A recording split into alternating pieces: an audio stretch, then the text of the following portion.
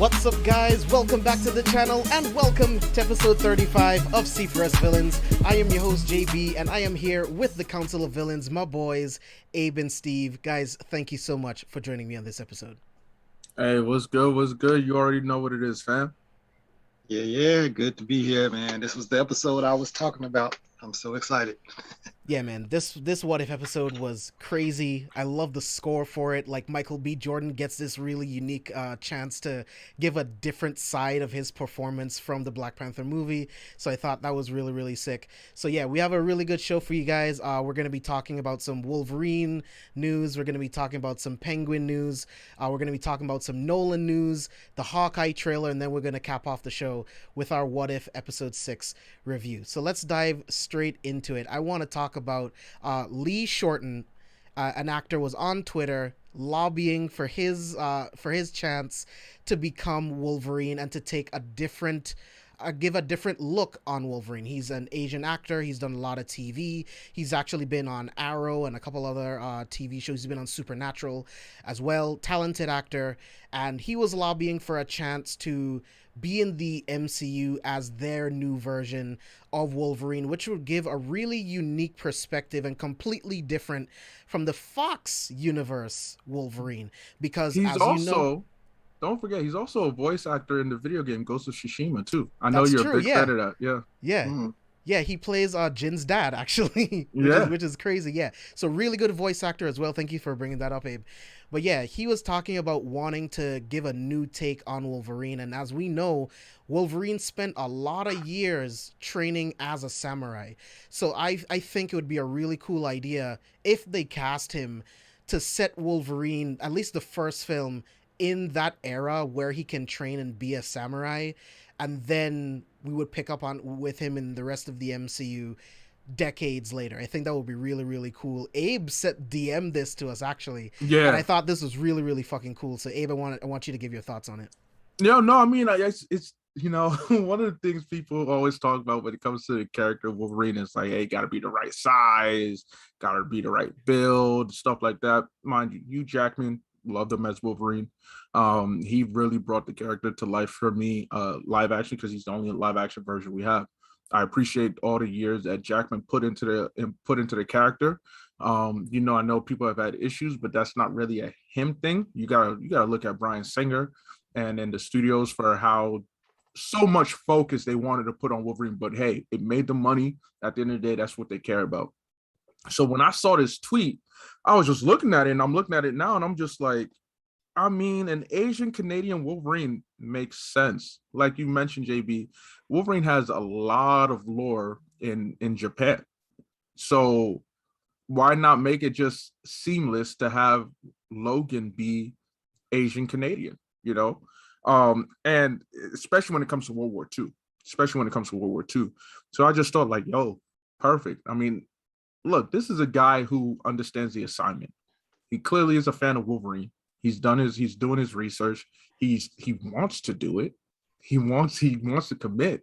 Like, let's give him a shot. I'm totally down for it. It makes a lot of, you know, when we got the Wolverine and the Wolverine 2, I was like, you know, they weren't big hits like I expected. Honestly, the best Wolverine film is, in my opinion, X2 and then Logan. Those are the two best depictions we ever got of Wolverine.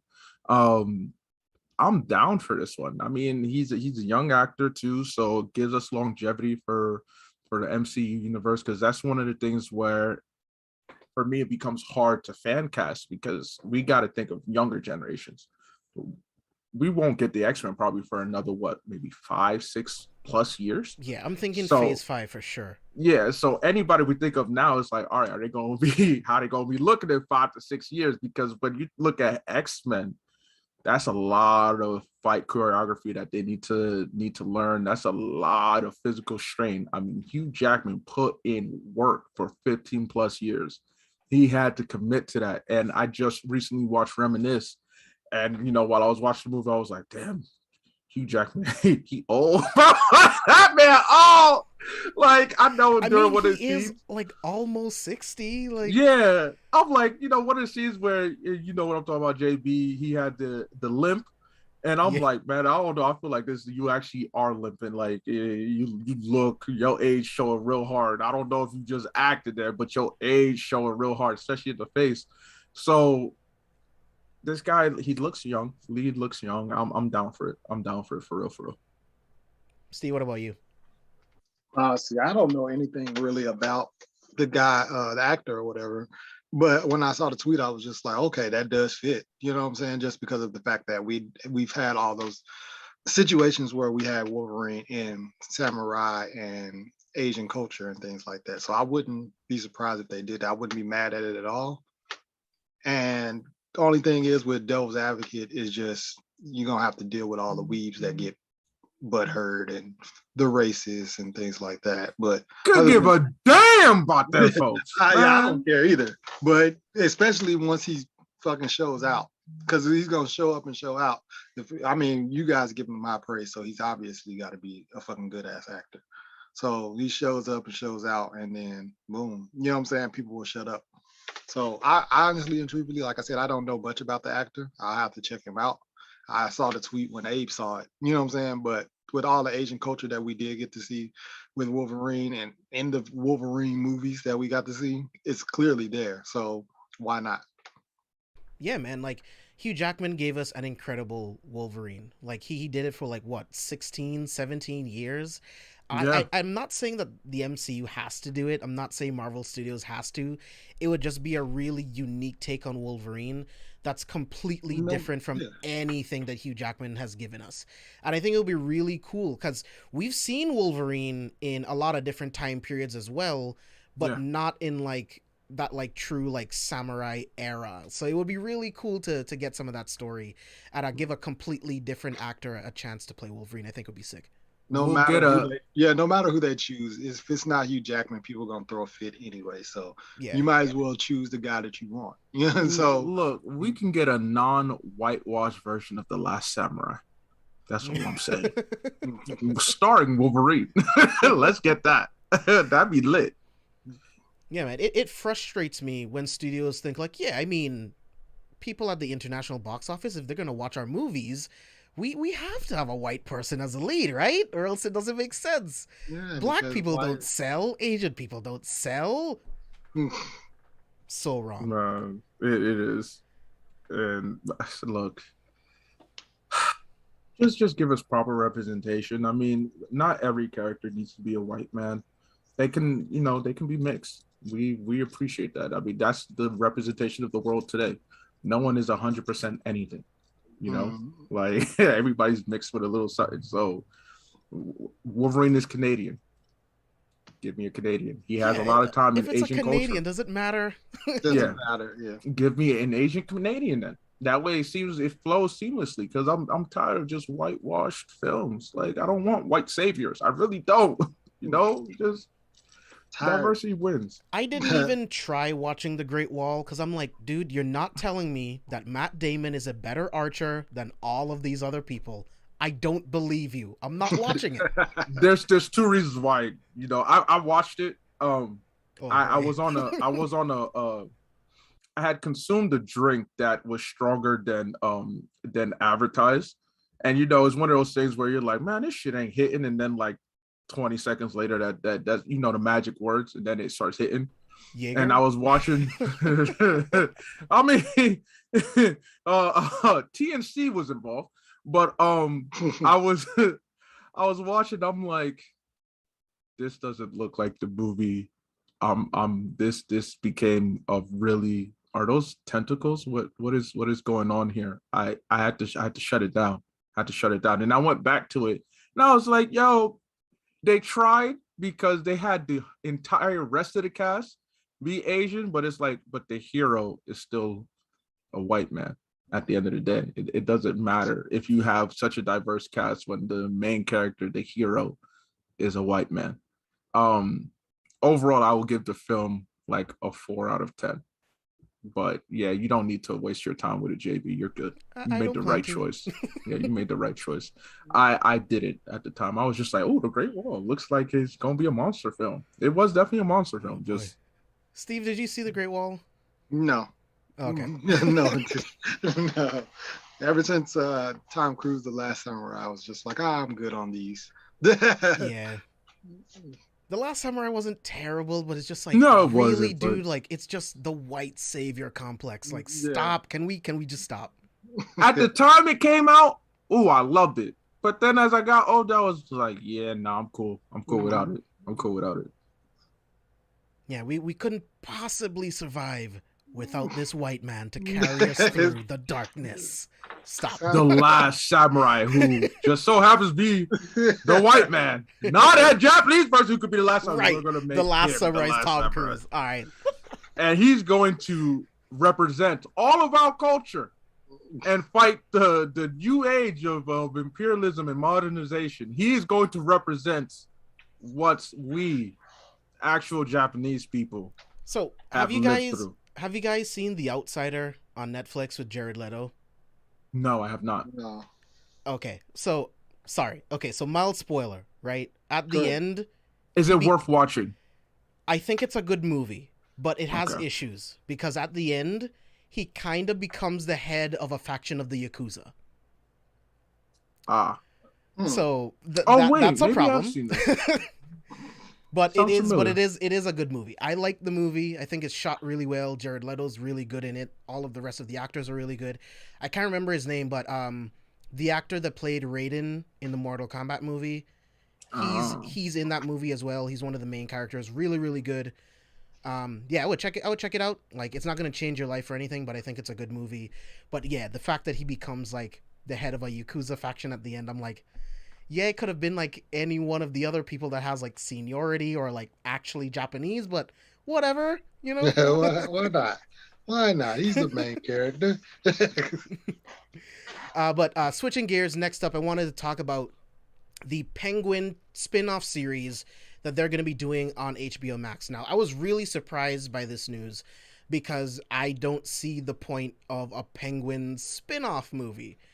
A spin-off series, right? Sure. Like, and it's supposed to take place within the Batman universe. And let's take a look at Colin Farrell's transformation as the Penguin. Like, it doesn't even look like him when you look at the image. It doesn't look like him at all. Like, if someone told me that was Colin Farrell, I would not believe him. But it's a really good transformation. Now, what could the TV show even be about? So, Steve, I want to start with you. What did you think about this news, and are you even excited about it? So I had no idea that it's going to be Colin Farrell. I've always been on that train of the Jonah Hill playing the Penguin thing. When the rumor was going on that Jonah Hill was going to play an undisclosed villain in the Batman movie, I was always like, oh yeah, obviously he's going to play the Penguin. So when you just said that it was going to be a TV series, I was like, oh, I still got a chance. And then you're like, oh no, it's going to be Colin Farrell. And I was like, oh fuck. Well, it's he hasn't officially signed on, but since he's playing him in the Batman and it takes place in the same universe, I can only assume that he'll be playing him, but who knows? Stranger things have happened. Makes sense. And like, so small thing, one of my, like, he's in my top 5 villains of Batman. I love the Penguin. A lot of people don't, too much care for the Penguin, but I'm a big Penguin fan. Yeah, I don't. Yeah, I was super hyped when a long time ago when Batman was getting cast with Christian Bale. There was a rumor that Philip Seymour Hoffman was going to play the Penguin, and I was super hyped about that because I was just like, okay, this is going to be crazy. And then he passed away or whatever, and I think they went in a totally different direction because they ended up getting Bane. But like the Penguin is just one of my one of my favorite villains. So I'm actually excited to see this. Dude, the Dark Knight trilogy got all fucked up because the third movie was still supposed to have Heath Ledger in it. I don't think Bane was actually supposed to be the villain of that third movie. It was supposed to be Joker and someone else. And then I believe it was supposed to be. I believe it was supposed to be Philip Seymour Hoffman playing the Penguin. Yeah, I don't know. So that's just like unreal. The cast would have been crazy, but yeah. Yeah, Abe, what do you think about this news? For me, Penguin is not one of my favorite. Like, not saying he's not interesting at all. But I actually do like the idea of a spinoff. Let's dive some more into Batman's rogue galleries, because at the end of the day, it is undisputed that when it comes to DC characters, Batman has the most interesting rogues gallery. Yeah. Probably second after him could be the Flash, with third being maybe Wonder Woman. Superman is even me as a Superman stan is up there, because the more interesting ones are like OP, so too OP where like, hey, you can't do any solo. You need to bring in the whole squad, like Brainiac, Darkseid. You can't just, while they are interesting characters within themselves, the spinoff series would get real dry real quick. But for Penguin, it's like, all right, so many people are familiar with the Joker. I mean, the Joker is iconic, but it's also overplayed. You get Mr. Freeze, who I would love to see utilized more, because I love Mr. Freeze. And then they tried on Gotham, but they tried it. Then it was like, I don't mind Penguin. Actually, that was one of my favorite characters in the Gotham series. Was Penguin's character? I thought Gotham for he sure. Was really good. Yeah. So why not? Colin Farrell is a talented actor. He really is. So why not give him a chance to really show us who Penguin is? Really dive into the Penguin lore and the mythos. It's like, it becomes a mob movie, a mob series, low key. That's true. And who dislikes mob series? That's why he's one of my favorite villains, because of the mob ties and things like that. Yeah. So yeah, I'm definitely down to see this. Look, I still haven't seen the DC shows like Titans, Doom Patrol. I haven't seen those yet, but I heard great things about Batwoman, about season 2 of Batwoman. And I'm intrigued to see HBO Max really start off their, well, it's not an official start, because they've had the DC shows and they assimilated it from the now defunct DC Universe app streaming service that they had tried. Yeah. But this will be like one of HBO Max's first, like, hey, this is our own DC project. And I'm very intrigued to see them create like the HBO Max universe surrounding DC shows. We all know the DC extended universe is crap. Arrowverse was really good in the beginning before CW, did what CW does, and you got to keep in mind they are a family focused. So a lot of shows got dry and sentimental and corny. HBO Max doesn't. Yeah, HBO Max at this time, as far as we know, doesn't have those. They don't have those limitations. So I'm intrigued to see what it looks like. And as they expand the universe, because we got a lot of DC projects coming to HBO Max, that are going to premiere exclusively on HBO Max. So I'm excited to see what it looks like. Yeah. It's because they even have that DC tab underneath their search thing. So they're probably like, all right, let's get it going. Because I mean, HBO Max and the Warner Brothers ties that they have, I definitely see them putting out more and more content.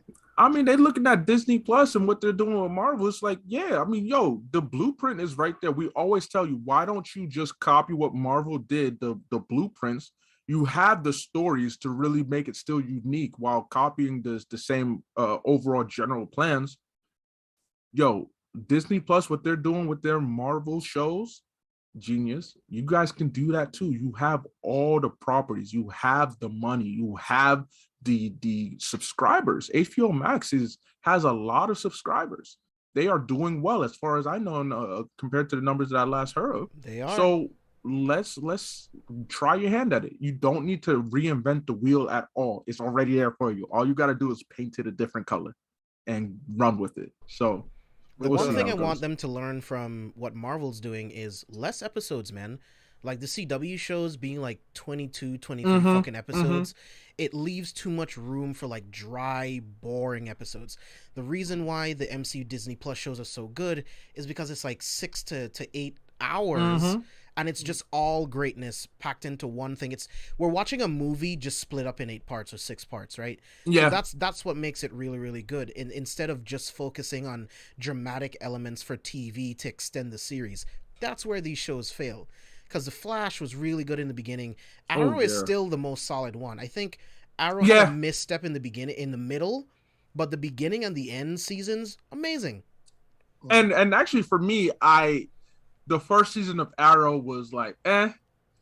Oh yeah? But it just too Batman-esque for me. And it's like, this is not the Green Arrow that I'm used to from the comics. But then it really found its footing. And it really started to take off. And I was just like, yeah. So for me, while the middle is where there was a misstep in the beginning, but overall, I agree with you fully. Out of all the CW shows, Arrow is definitely the most solid top to bottom. It's one that I have no problems going back in and rewatching. I actually was planning to do a rewatch early next year too of just the Arrow. Because I enjoyed what Steve Amell did for the character, the storylines. I mean, Merlin was solid. The League of Shadows was Prometheus? So dope. Prometheus was, oh my goodness, so good. Season 5 is the best season of Arrow, period. Yeah. Because Prometheus was the only one that truly broke Oliver. Mentally, physically, everything. Like, it was a case study into how a villain could break. So, the only other person who could do that so well that we've seen is the Joker. Prometheus did such a great job. Thawne too. Yeah, easily Thawne. Prometheus did. Thawne gets my respect up until season 4 of Flash, and then I know they brought him back, but it's like I'm over it. Yeah, they bitched him out in at the end of 7. Yeah, I'm not down with that, but overall, Arrow. If I was to rank the Arrowverse shows, number 1 would be Arrow, of course. Number 2 would be early Flash.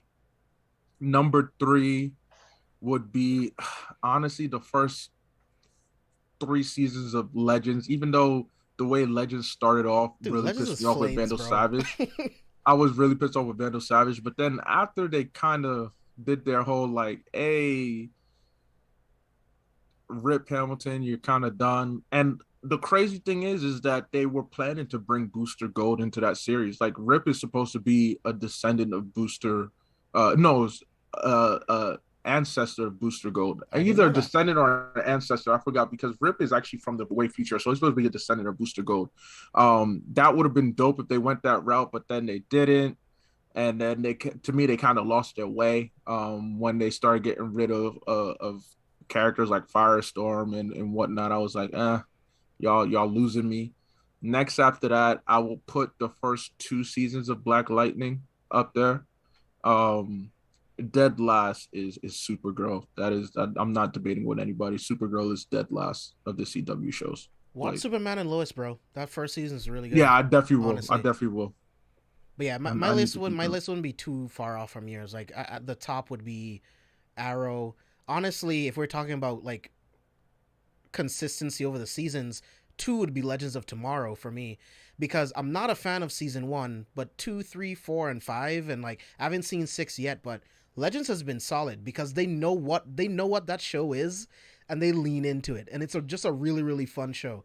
Then for me, 3 would be like you, the first half of the Flash, like seasons 1, 2, 3, flames, and then it just it becomes literal flames and it's burnt to it fucking dies. My goodness. Like, it's sad, bro, because season 7 was just it was really underwhelming. 6 underwhelming, 5 garbage, 4 garbage. Man, it's going to the dumps.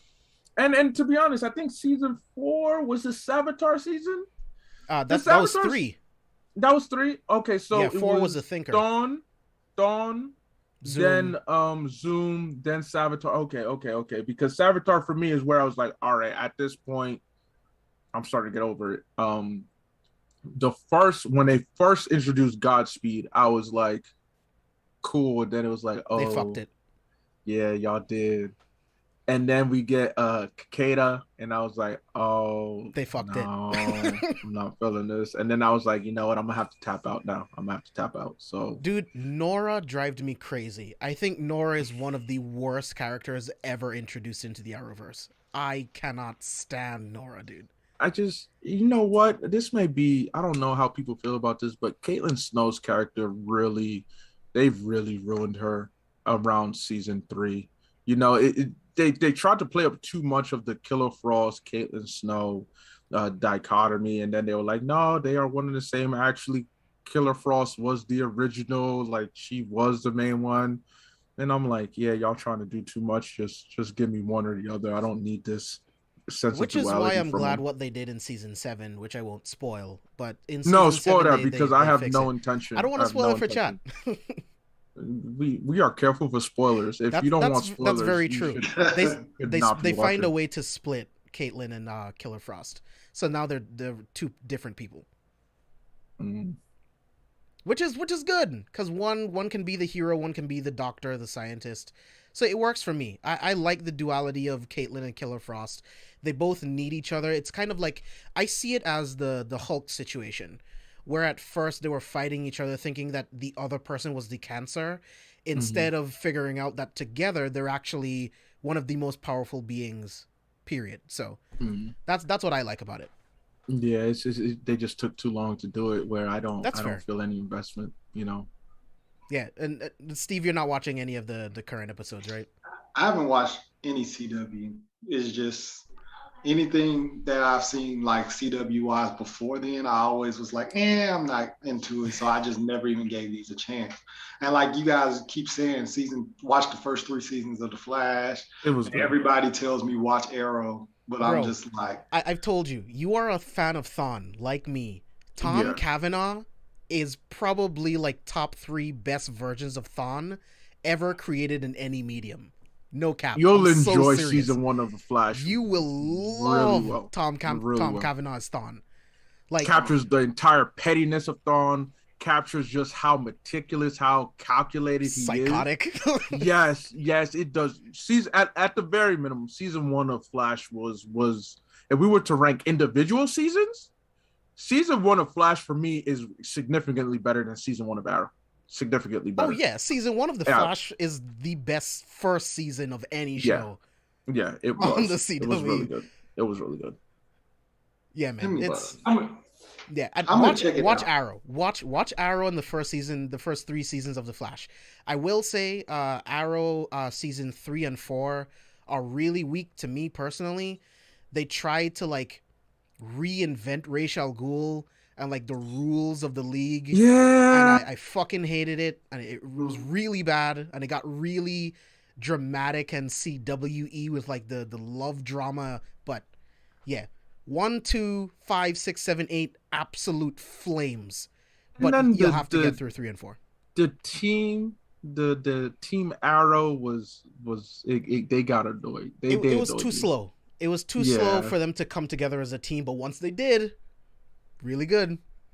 They did bring in Mr. Terrific, what we would know as Mr. Terrific, which I thought was Echo cool. Kellum did a really good job playing him too. Yeah. It's just that like, you're right. It was too slow. Like too slow of developing Mr. Terrific for me. I was super excited to see him. I'm like, yo, we really gonna get him? Like they really about to put him live action? Because they had to push to 23 episodes. It's like, well, this is what we got, so let's stretch it for as long as possible.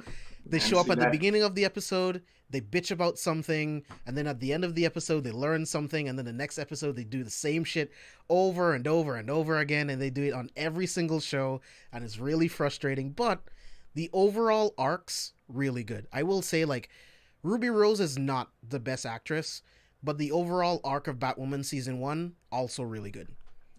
There's a lot of crazy twists and turns. Really, really good. I would actually check it out. Batwoman's been good. those 20 episode seasons are intimidating, but I'm gonna have to check it Sir, out. you got through Supernatural. What are you on season like 14 now? Supernatural. You Season 11. You see, Supernatural's so good, so good. Yeah.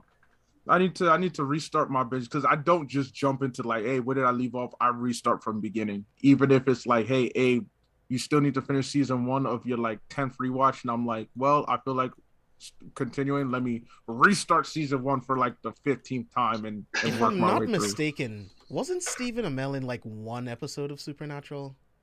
There was a lot of people I early know on. he was on Vampire Diaries for like 4 episodes. When you rewatch Supernatural and some of the older CW shows that came out like mid to late 2000s, you realize a lot of CW actors were in a lot of those projects. I'm like, yo, I recognize Okay, so I made that up. He wasn't on Supernatural. I'm thinking that would have been wild. Katie Cassidy that plays Black Canary, she was on Supernatural. Yes, she was. I remember that. Yeah. It's fun. I love how at least, you know, we see where they started their CW careers from. You see what shows they started, and it's like, hey, they called on you to get your own, like, be a main character in your own show later on in a few years. That's pretty dope. And Izzy, Abe mentioned this earlier, but about Arrow being more like Batman. This was a time where they thought Batman would never be on TV ever, period. Yeah. Right? So it's like, well, we have Green Arrow, same type of shit, right? Billionaire playboy, let's play on that. Queen Industries will do the whole Batman Bruce Wayne thing. And for me, it worked. It didn't bug me because I also thought that we would never get Batman on TV. Boy, was I wrong. We've gotten Batman in Gotham, got him on Titans. They've referenced him on Batwoman. You know what I mean? So it's... Yeah, it's really good to see where things are in terms of DC's multiverse, but we can get it more into that into another episode. Let's move on to our next piece of news. Christopher Nolan will be making a new World War II movie, and he's been trying to get WB to meet his demands, right? Apple was also trying to get Nolan's movie, but they wouldn't budge on his demands. So what were those demands? Let's talk about that. So he wants $100 million for the budget of the movie. He wants $100 million for the marketing budget. He wants 100% creative control, 100+ days minimum of exclusivity in theaters, 20% of the first film's earnings from the theaters, and the studio can't release any of their films for 3 weeks before and after the release of his film. Now, for someone like Christopher Nolan, I don't think these are high demands, right? It's Nolan. This guy is one of the best directors of our time. Definitely one of the most unique directors ever. Dunkirk is one of my favorite war movies of all time. The dude's just a fucking god when it comes to filmmaking, right? So I don't think these are a lot of things to ask for. And he's been working with WB for the last 19 years. They've been making his films for the last 19 years. And now they don't want to do it because they want all of their films to fit within the 14-day theatrical window and then to HBO Max. Nolan doesn't want that shit. So it looks like Universal will be the ones to pick it up. And if it works out, if they give him what he wants, Nolan could be making his movies at Universal. So Abe, I want to start with you. Do you feel like Nolan's requirements are too much? Too little? Do you think he deserves it? Doesn't deserve it? Look, I just implore everybody here to name a Christopher Nolan film that was a miss. Just if you can give me one or two, you know, we can Dark have Knight a conversation. Rises. I mean, is that really as well? Like you mentioned, it was supposed to go a different direction, but unfortunately, Heath Ledger, you know, passed, and you gotta make do with what you got, right? Yeah. But overall, I mean, still the Dark Knight trilogy is still one of the most successful trilogies. Solid, yeah, you know, like. And I love Bane. Tom Hardy as Bane. Come on. Yeah, I mean the best iteration. Definitely the best live action iteration we got to Bane in forever. Oh my god! I just thought about Batman and Robin. Oh my god! Like that he was a Pokemon. He was a Pokemon on steroids at that point. But we've had Memento. We've had, Inception. We have one the of Dark his best Knight. movies. Yeah. I know people are iffy on Tenet, but Steve can tell you right now, you rewatch that, John. It's his best movie. Really hits. The reason why they don't like Tenet is because they don't understand it. Boom. And it's like, if like, you don't I'm like, understand just Tenet, because you don't understand it, don't mean the movie's bad. That's a user error. That's your that's fault. a user error. Facts. So It's not my problem that you don't understand these time travel rules. That's not my problem. And if you have a trouble with Tenet, then I know for a fact you have trouble with Memento, because the way Memento plays itself can be really confusing too. But again, this man, he gives you hits, so he wants full creative control. He should have that right. Now, in terms of the money, I won't speak on the money, because when you look at budgets for a lot of films, 100 million to me seems about right. What's 100 million? Movie? Yeah, seems about right for a movie budget. Especially for a war movie, like most of that stuff is like location, IMAX cameras, all that shit, extras, his salary. 100 million is not unreasonable. And actually, I wish we had these numbers. I should have asked you for this prior, JB. But how much in the box office Christopher Nolan films have made? Like, I can easily see that him recouping back that 100 mil. Yeah, the 100 mil in terms of marketing is like, yo, clearly he wants to get real extravagant with the marketing. This story is about the creation of the atomic bomb. So you already know that it's about to be crazy. And if he wants 100 mil for marketing, I'm expecting some fire ass marketing. I'm expecting some fire trailers. I'm expecting, some 3D-esque like billboards. I'm expecting people to be like, oh my gosh, is Hiroshima happening again? Hey, I don't mean to joke about that stuff, but hey, I'm just saying the creativity. Overall, give Christopher Nolan what he wants. Up to date, he has not proven to disappoint. It's not like he has a spotty track record. It's not like he has been on a recent decline. This man makes hits. And if this is what he demands in order to make a hit, I give him what he wants, because we're going to make that money back at least fivefold.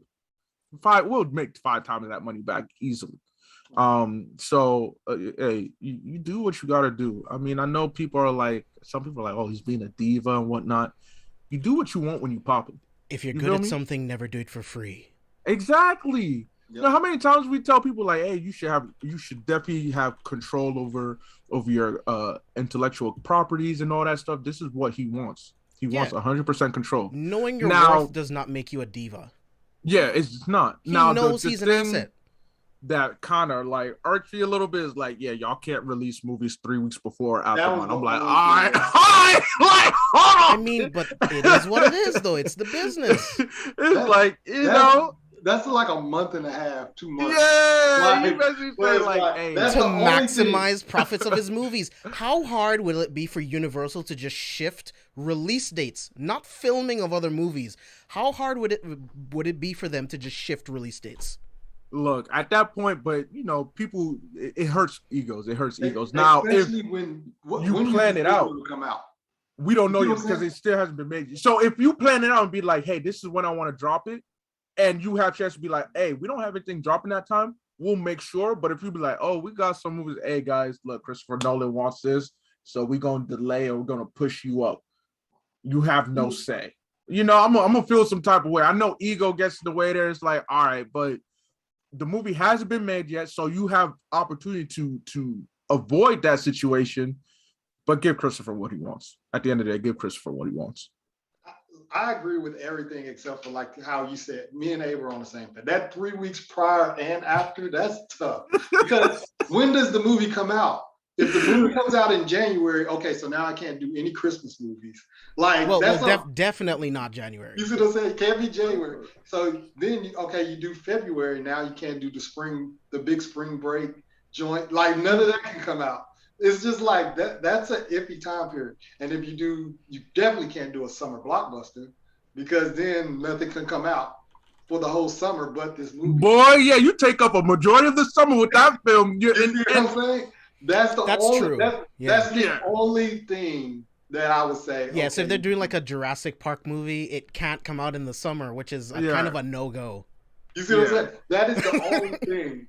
Because he's taking up, like you mentioned, he's taking up a month and a half. He's saying for a month and a half, you as a studio cannot release anything. That is half a season right there. 6 weeks. Well, I mean, it's a lot longer than that because remember, like before and after and in the middle is still 3 months. Yeah. So minimum. Dog, you low-key taking up a fourth of the year, dog. Like, whoa. That's the only thing. Other than that, and then let's just say this is the one time he flops. Now nothing can come out. Not possible. It's not. I know it's not possible. I don't want to speak that into existence. I don't. There's power in the word, baby. Let's not even say that. The world is crazy, right? Let's say this is the one. Let's not even say it flops. Let's say that it was just an okay film. It was The Dark Knight Rises, where it was like, oh, it's pretty good, but it's not the best. Now for 3 months we can't release anything because we signed a contract. That's the only thing that I would say is the problem in the contract. Everything else, I'm like, all right, that's fine. $100 million is Christopher fucking Nolan. Give it to him. So out of, let's say, 11 films that he's directed, let me recount. 1, 2, 3, 4, 5, 6, 7. Yeah, so like 11 films that he's officially directed, feature-length films, not including documentaries, shorts, 11 straight-up films. He has made WB roughly $9 billion. Roughly. Yeah. Give him money, the fucking money. Yeah, give him that money. The money roughly. Give it to him. Middle 8 to high 8 billion. Sorry. 11 out of 11 films. 9 bill. Yeah. Oh yeah. Give him that money. Yeah. Give Christopher Nolan. Give him the money. Yeah. That would be the only thing where I'd be like, all right, man, the 3 weeks before and after, can we do it? Like high 8 billion on 11 films. Just give him the money. Just give him the release window. Yeah. Shift the movies. It's okay. To keep Nolan, you do it. Yeah.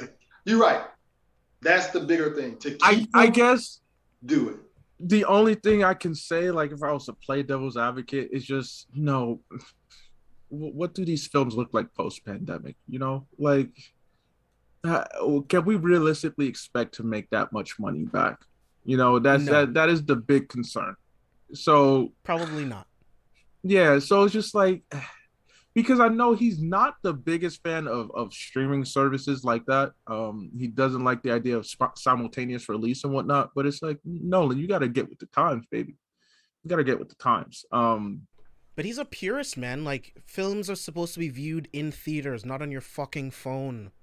Hey, well, first of all, I would never watch. Not on your iPad Mini. No, you don't watch Tenet on your fucking phone. No. Yeah, I need it on the TV. I watch Tenet on the biggest screen possible with the best sound possible, period. And then watch it again as soon as you're done. Exactly. Well, no, after you watch the movie, watch the 30-minute Easter egg thing on YouTube, and it's gonna drive you crazy watching it, and you're gonna be like, I gotta watch it again. And you go rewatch it. The Easter egg thing that I watched, I was like, how the fuck did I miss that? And it was just because Nolan's a fucking genius. Yeah, he's talented. So pay the man his money. Pay the man his money. Let's stop playing. That's the only thing.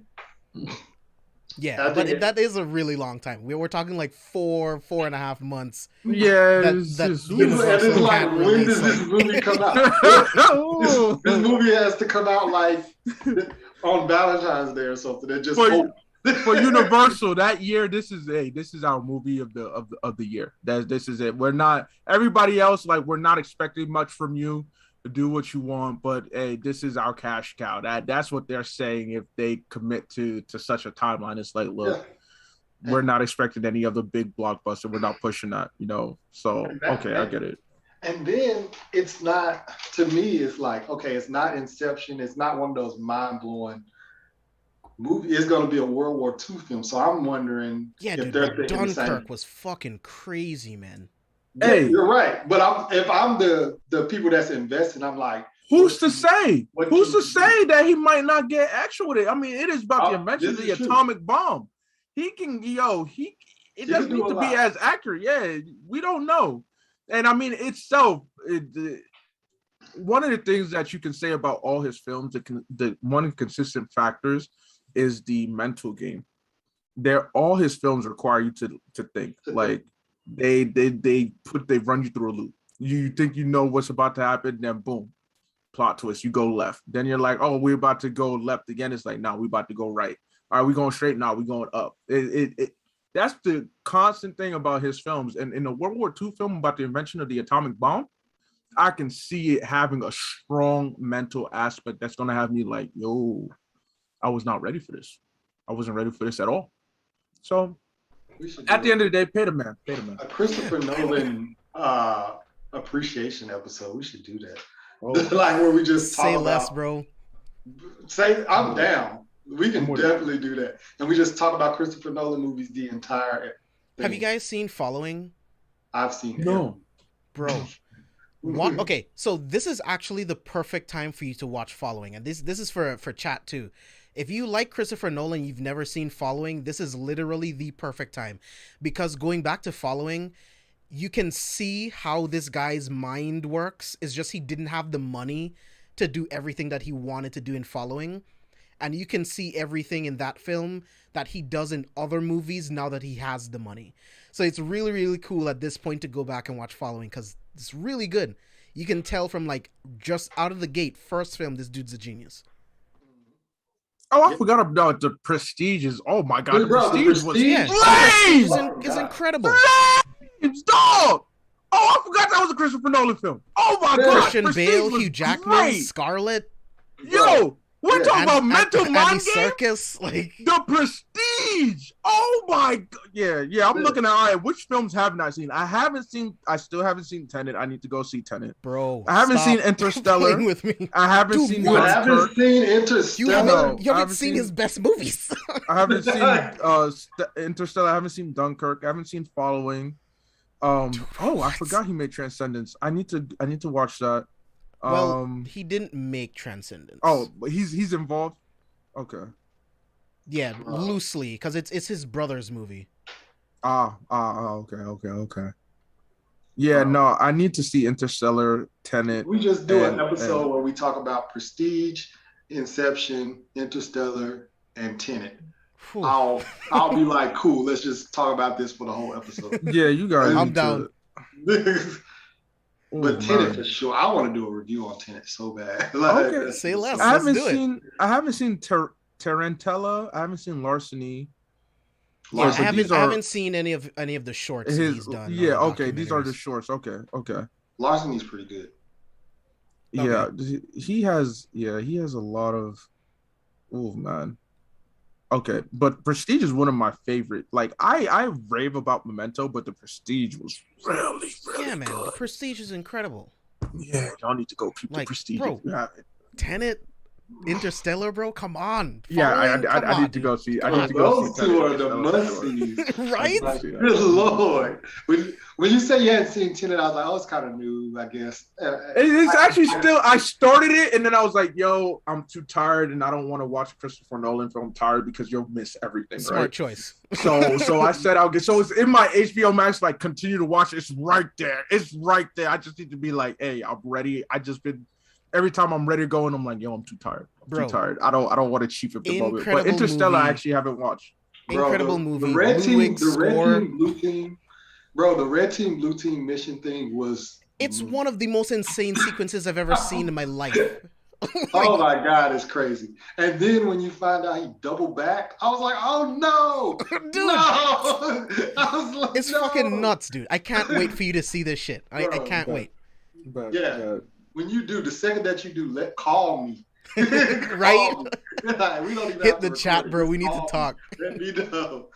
Yeah, but when What If is done, like we have a lot of time in between shows.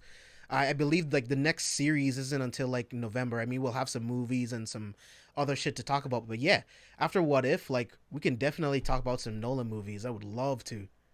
I'm down. Yeah. So, talking about November, let's talk about the first official trailer for Hawkeye. I thought this first trailer was fucking awesome. What's her name? Haley Steinfeld. I thought she was very funny, very charismatic. Just in like the couple minutes of the trailer that I saw, Hawkeye. I love that. I love that the trailer instantly tells you that we're dealing with the repercussions of everything that he did as Ronin. We're not gonna gloss over that shit. He will have to pay for it in some way, and I can't wait to watch that.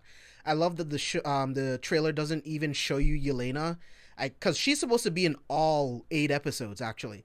So it's going to be interesting to see how she shows up, how he's going to deal with his guilt because of his time as Ronin, how Yelena is going to be coming after him. So Hawkeye is going to be really, really sick. Love the first trailer. What did you guys think about it? For me, I low-key didn't know what I was going to expect from this. I didn't know what vibe I was going to get.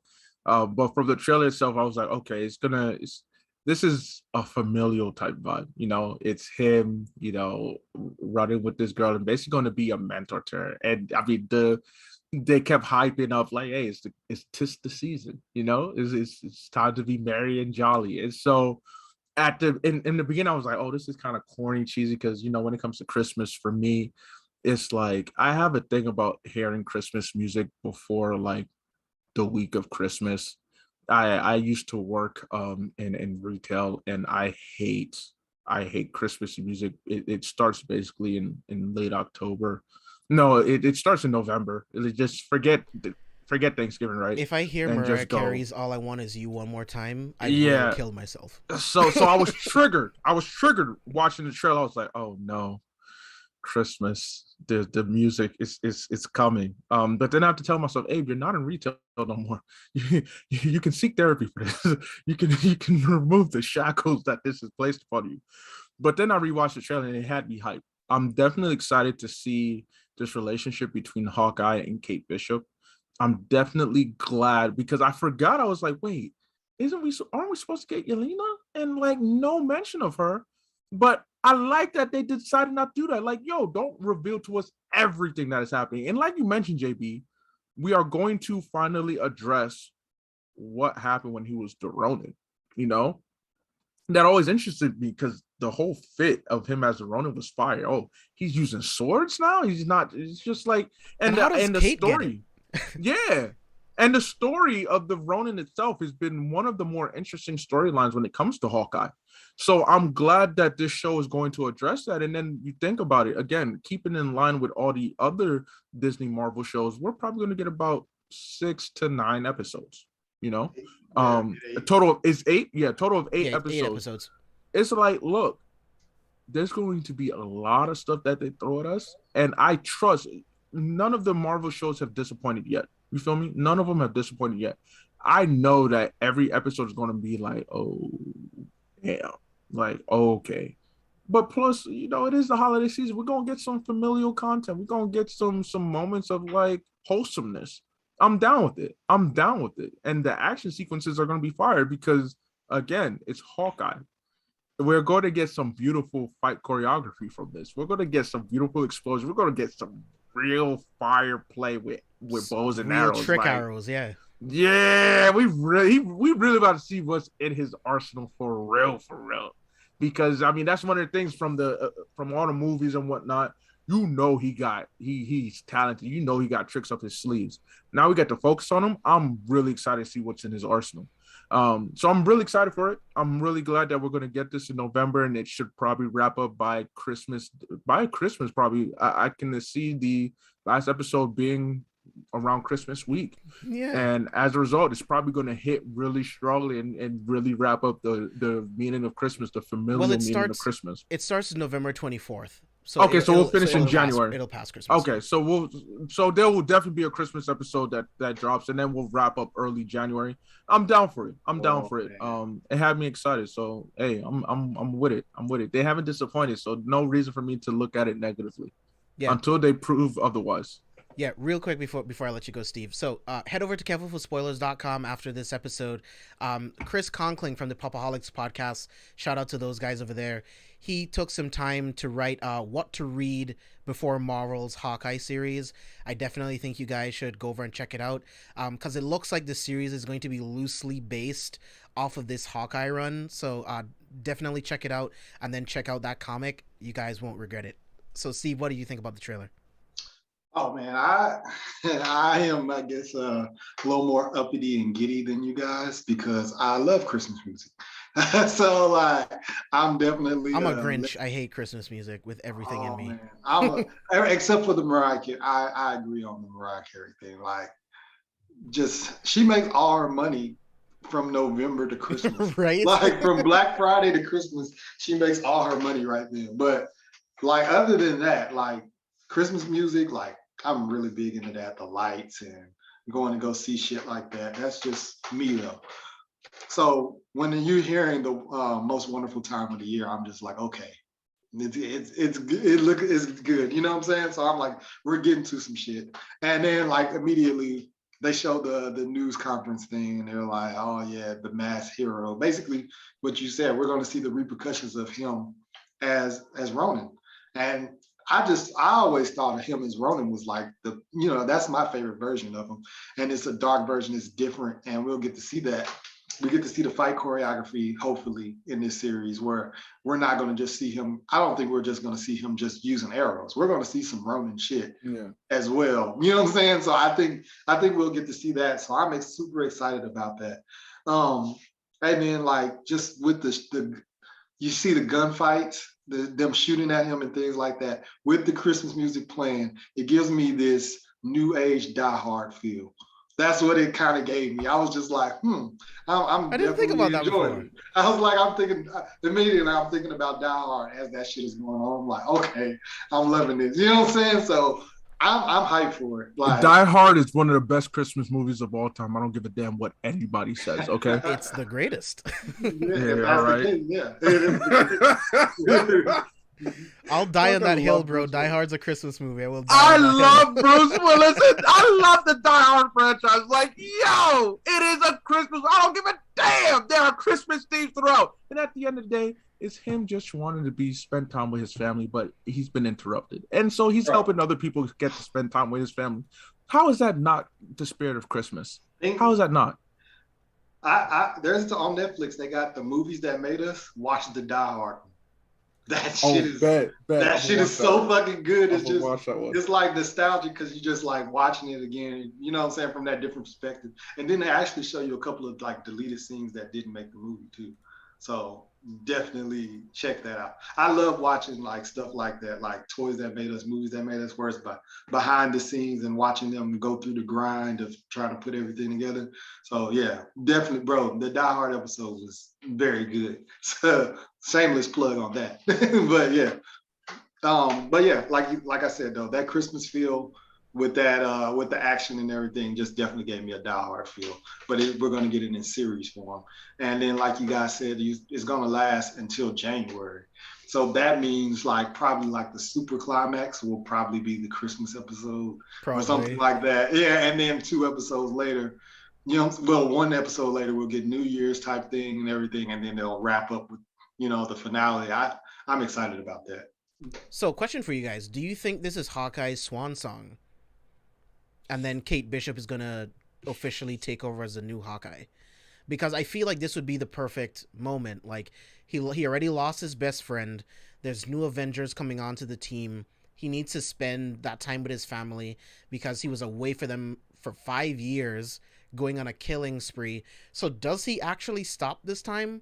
Because, I mean, even at the end of Age of Ultron, he was telling his wife, just one more job, right? That was supposed to be the one more thing. And then he helps, Cap in Civil War, and then that becomes a whole thing.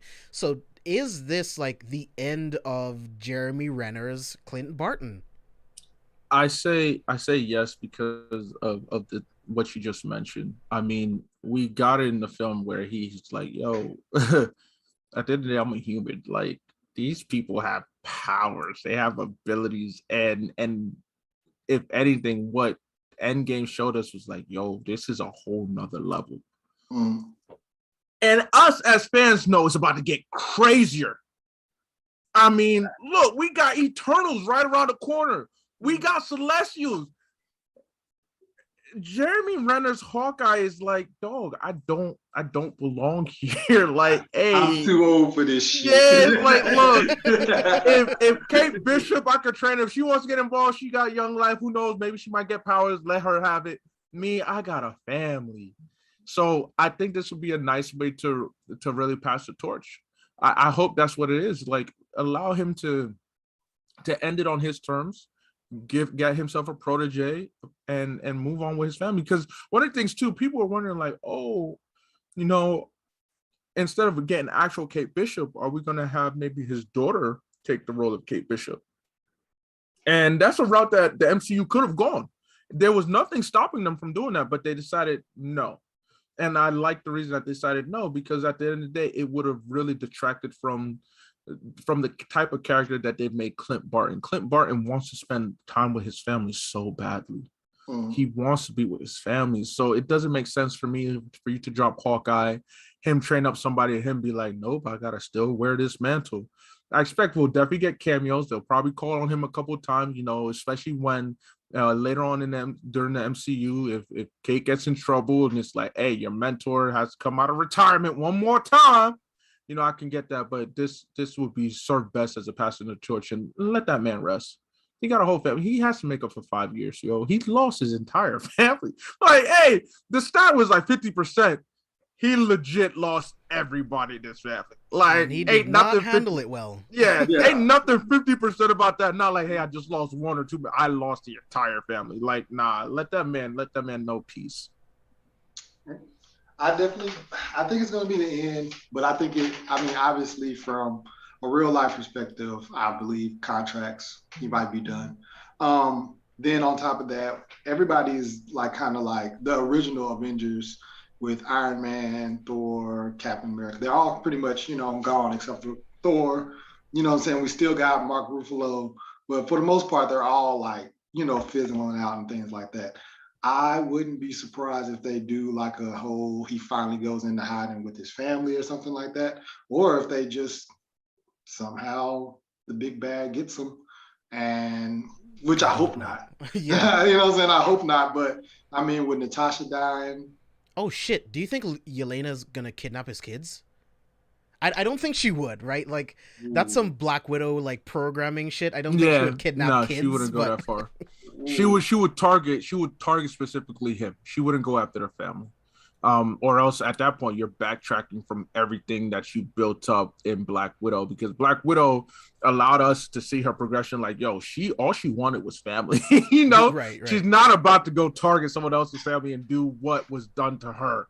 So I don't see that happening. But yeah, I just could see something like that happening where they, where he get killed off possibly just in a heroic way to save his family. Like, all I wanted to do was spend time with my family, and then he does something heroic on the last end and he dies off or something like that. Oh man, stop.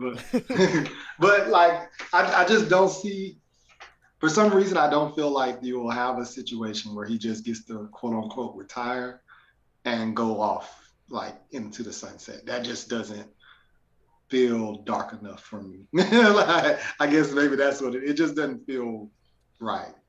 I feel like we'll definitely get him later on in the MCU. I can see him, like I mentioned before, him being called upon to probably rescue Kate Bishop, and that's probably when he'll make the ultimate sacrifice, end up losing his life and whatnot. And that'll be a turning point for Kate Bishop's character, and maybe have her go down a dark path or have her change in some way. Because right now, from what we can see, she's going to be that like witty, like a kind of reckless, loose cannon, which I'm totally down for. I love the dialogue between the two. It's like you did it. Why can't I? It's like, okay, we gonna get that. There's gonna be that constant conflict. Like, hey, shorty, rein it in. I'm trying to help you here. You can't just play loose. You can't do it by your own rules. There's rules to this. There's a system to how we do this. So, maybe we'll get. I don't. But at the end of the day, it is the MCU, and like you mentioned before in previous episodes, JB, they have a problem when it comes to depth and whatnot. they're not very well at depicting it, and they don't do a very good job of trying to show the gravity of the situation. So I can see them avoiding it completely in that case and be like, nah, we'll just let him ride into the sunset. And I'm okay with that. I need him to do one more thing. I need him to check on Wanda. Obviously, she's going to be in a Multiverse of Madness, so there's nothing that he can do. But I felt like they had such like a really good moment at the end of Endgame, and everything that they've been through. Like Pietro sacrificed himself to save him, So I feel like there's something there between them, and I feel like it wouldn't make sense if he didn't at least try to find her. Like he hears about what happened in Westview, and then he tries to find her. Because, I mean, yeah, she's out in the mountains, but if anyone can find her, it's fucking Clint, right? So yeah. I think that would be a missed opportunity if he didn't at least try to find her. I can see that. I can see him doing that, like going on a hunt and going to go find her. Yeah. I'm wondering how that would play out, though, because in a sense, we still only have 8 episodes. I'm trying to figure out how that would do that, because like, oh yeah, I'm not saying they do it on the Hawkeye series, but just in general, he just shows up at like the end of, like, I don't know, maybe like at the very end of the season finale, he's like, I just have to do one more thing, and then it like cuts to like Wanda in the mountains or some shit, and it's like, yeah, cool, he's gonna at least go look for her, and then he retires. I would love that. My heart would melt. Yeah, and with that retirement thing, I could see him retiring and then like randomly in phase 5 or something like that, he just in a preview and he goes hi, and you're like, oh snap, it's Hawkeye. And everybody gets that fan service for a minute after he hadn't been in a movie in like 8 to 9 years or something like that. So I could see him retiring and do some shit like that. Yeah, Jeremy Renner's great, man. He is one of the best actors of our time, and I really don't think he gets the credit he deserves. He's also been screwed out of franchises. Like, it's kind of crazy. He was supposed to take over the Bourne franchise, and Matt Damon was like, nah, I'm gonna come back, and then he comes back for like a shitty fucking movie, and then he was supposed to take over the Mission Impossible franchise, and Tom Cruise was like, nah, I'm coming back to I want to be back in here. There's too much money. The Jason Bourne franchise would have done well. Matt Damon should have, like, yo, you gave us a great trilogy. I enjoyed the Bourne Identity, Supremacy, and Ultimatum. Mm-hmm. You should have you should have let him take over with what was it, Legends that they called it, or something like that. The Bourne Legacy. The Bourne Legacy. There we go. And gosh, I feel sorry for Jeremy Renner because they really did screw him out. But he's been in amazing movies. I mean, Arrival, Wind River, The Hurt Locker, like even as Dahmer, like the dude's just incredibly versatile and talented. Like that Dahmer movie might not be great, but he's incredible in it. But yeah, dude's incredibly talented, and I can't wait for this show to put some respect on Clint's name. Yeah. That's ultimately, like, going back to the beginning of the episode with the Penguin series. You allow us to really dive into some rather interesting characters that haven't gotten the shine that they deserve, in my opinion, because the focus wasn't on them. Of course, when you came up to in Penguin's case, every Batman movie is like, hey, yes, he's an antagonist, but I mean, even the one where we had him, that was what was that? Yeah, Danny DeVito. Was that Kilmer's Batman, or was that Keaton's Batman? That was Keaton's. That was with Keaton's Batman. It's like, yeah, we have him, but we also have like Two-Face, we have the Riddler, we have so many other antagonists. So with Hawkeye, is like, yeah, we had the Avengers, we had Avengers 2.5 and Civil War and whatnot. It's like, hey, let's get him a solo series so we can really show off just how in depth this character is, just how dope Hawkeye is. Because again, keep in mind, gotta remember, Marvel didn't have all their rights, so they had to make do with a lot of B, C, D-listers, Hawkeye being one of them. And they did such a great job with what they've done so far, like give him that love, so much so that the current comics run show a lot more love to a lot of these B and C listers that the MCU created. Like, Iron Man for sure it's so tough when people call Iron Man a B lister, because he was an original member of the Avengers. It's not like, oh, he came in later. He was an original one. He definitely wasn't the most popular Avenger. Yeah, he definitely was the most popular, but it's just like, hey, look what it's done for Iron Man. Look how now more prominent Iron Man is in the comics. Black Widow has definitely seen some more shine. Give Hawkeye his turn. Give him his turn. Another thing I would love to see is like an animated limited series of Hawkeye and Black Widow, like when Hawkeye was sent by Shield after her. I want to see that entire like Budapest like war that they had. I think that'll be really sick, like a 6-episode animated miniseries of Black Widow and Hawkeye in Budapest. I think that'll be sick. Yeah. Because in the Black Widow movie, in the Black Widow movie, that fight between Natasha and Yelena in the house, that was sick. And her and Hawkeye also fought in that house. So I think it would be dope, man. Give me some of that. Yeah. But yeah, make sure you guys check out Hawkeye this December 24th. I'm really, really excited for this. Like I said, Haley Steinfeld looks really, really good as Kate Bishop. Vera Farmiga is playing her mother in the series. Goodness. I love Vera Farmiga. Anything? Oh my goodness, I love Vera. I can't wait to see her in the Saints of Newark. Oh my gosh, I can't wait to see her. And so I'm so excited that we're gonna get her in a Hawkeye too. It's like, get your MCU money, baby. Get your money. And now that she's in, like, I need her in Star Wars. I need her in everything, bro. Right? She's so good at what she does. Every time she hits you with, she gets it right. She gets it right on the money. And I appreciate her as an actress for sure. Yeah. Have you guys seen Bates Motel? No. I was just having this conversation with someone, with a homie the other day. Like, shout out to Crystal from Inside the Mind of a Blerd. I was having a conversation with her about horror movies. And I told her, like, she's seen Psycho, the original one. And I said, to be honest, I know a lot about Norman Bates and the history of Psycho and the franchise, like the movies and the series.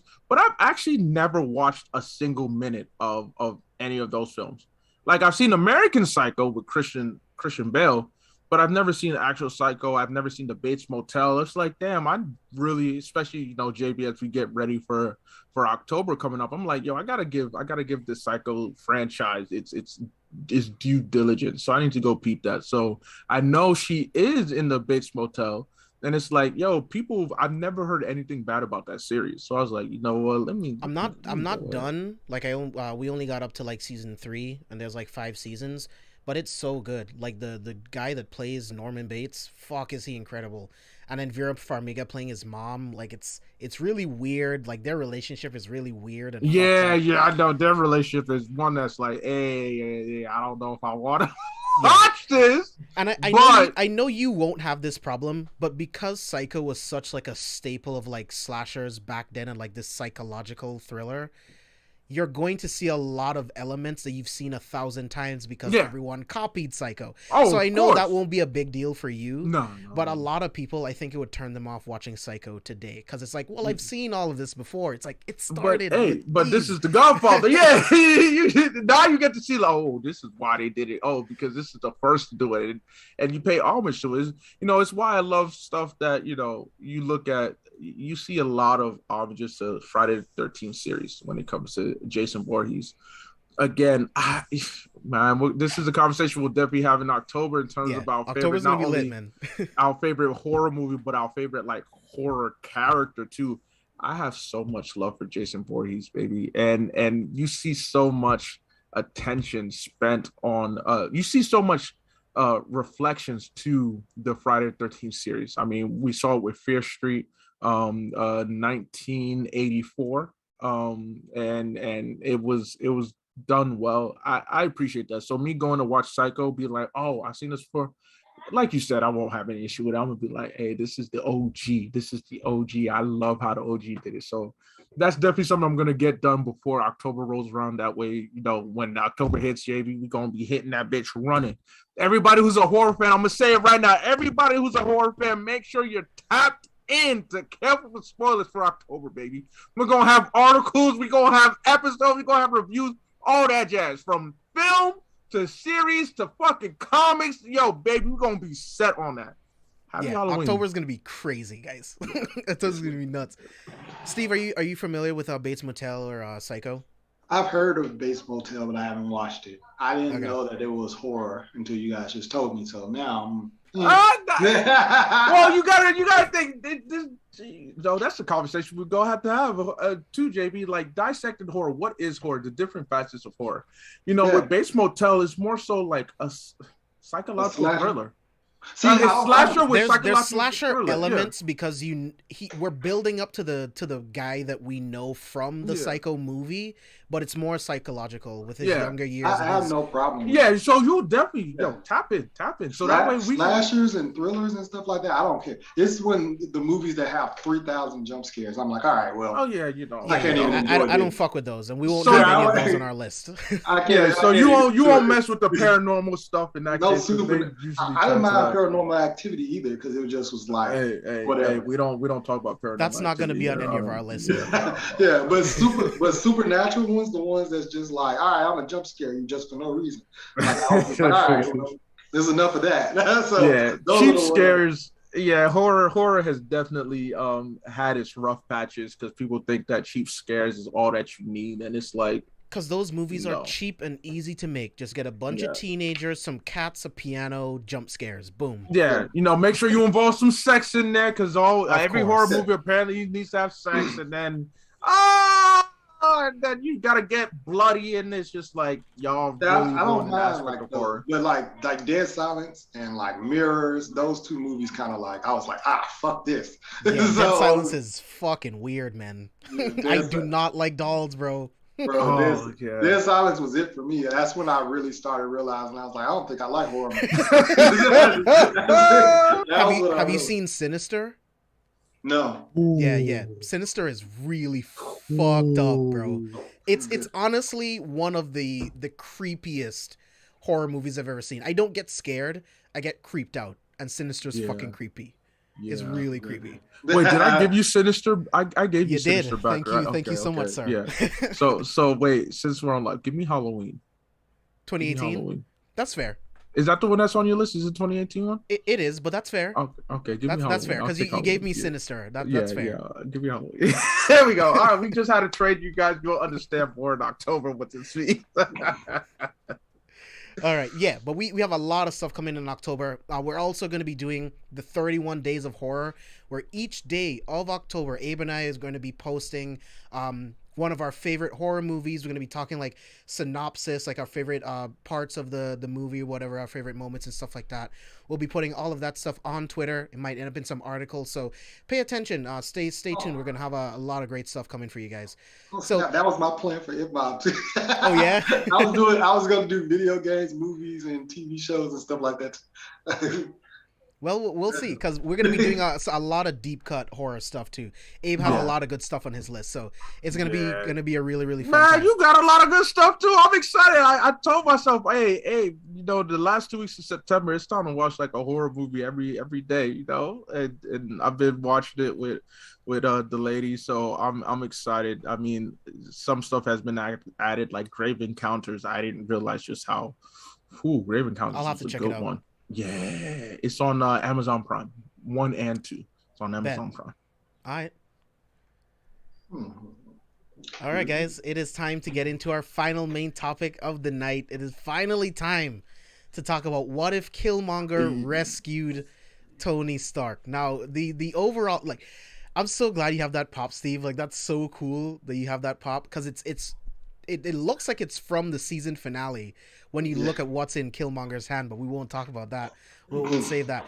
But this episode was really, really unique. This episode showed us Killmonger's plan from Black Panther done in a completely different way, a more fucked up way compared to the events of Black Panther. I really, really appreciated this episode. The animation was top-notch. The pacing, top-notch. This was really, really fast, much like the Captain Carter episode, but I felt like it was handled way better in this episode. We got a lot of Ludwig's score. Ludwig's Killmonger score, to be specific. Fucking love that. T'Challa's score. This episode was really, really, really good. So, Steve, I want to start with you and just get your general thoughts on What If Episode 6. So going into the season, I was on record. I was saying like this is the episode that I was most excited to see. Being from like the military background that I had with the army and stuff like that, I was just like, okay, let's see what he does, and he didn't disappoint. I was like, fuck yeah. I was expecting to get a little more of that Afghanistan scene, but I had to remember 30 minutes. But at the same time, I still fucking really enjoyed it. I enjoyed just seeing. I mean, we talked about this before the episode. I was thinking that this was going to be a Killmonger redemption arc thing. Like, Yeah, we all did. Yeah, we did. I thought it was going to be more so like Iron Man as Tony Stark has, changed him into this nicer person, and it's going to be something crazy. He's going to end up being like the new War Machine or something crazy like that. And we did not get that. We got something. We got something different, and I think a lot better. I feel like he accomplished everything that he planned on accomplishing, and I feel like he did it like better in this way than he did in the actual Black Panther movie. So yeah, I really enjoyed it. Yeah, for me, I enjoyed Black Panther for everything that they gave us, and it's crazy that I've seen some not as positive criticism about this episode. And one of the criticisms that came out for Black Panther was people weren't really feeling Michael B. Jordan's depiction of Killmonger. They were like, we get it, but it wasn't really done in a way. And so something I said, you can quote me on this throughout various episodes of Careful for Spoilers, is that Feige and Marvel have done a great job of like retconning some of the stuff that they were lacking on. And while this episode wasn't in the same universe, they did a better job of really capturing the skill, the planning, the mind of Killmonger, because we already got the backstory. We know why he's doing this going in. We know why he's doing this. So now we can skip over that. You don't have to put too much pressure on him to see like how does he execute his plans. And the way he executed everything, again, like Steve mentioned, for the first like couple minutes, I sincerely thought, hey, this is going to be a redemption story. Okay, we're going to see how, similar. Whereas with the Doctor Strange episode, hey, good intentions, the path, the saying, the road to hell is paved with good intentions, right? Mm-hmm. Yeah. You see a character like Doctor Strange, how he delves into madness. Okay, cool. I thought what we're going to get is like, hey, they said it, a villain gets a second chance. Now, when we hear that, you think, oh, second chance as a redemption. No, he meant second chance as in like, yo, he gets a second chance to really enact his plans. And I love the ambiguity of that statement. Like it hits different when after you watch it, like, the watcher wasn't saying like, this is a redemption story. He said a villain gets a second chance. He didn't lie. That's exactly what happened.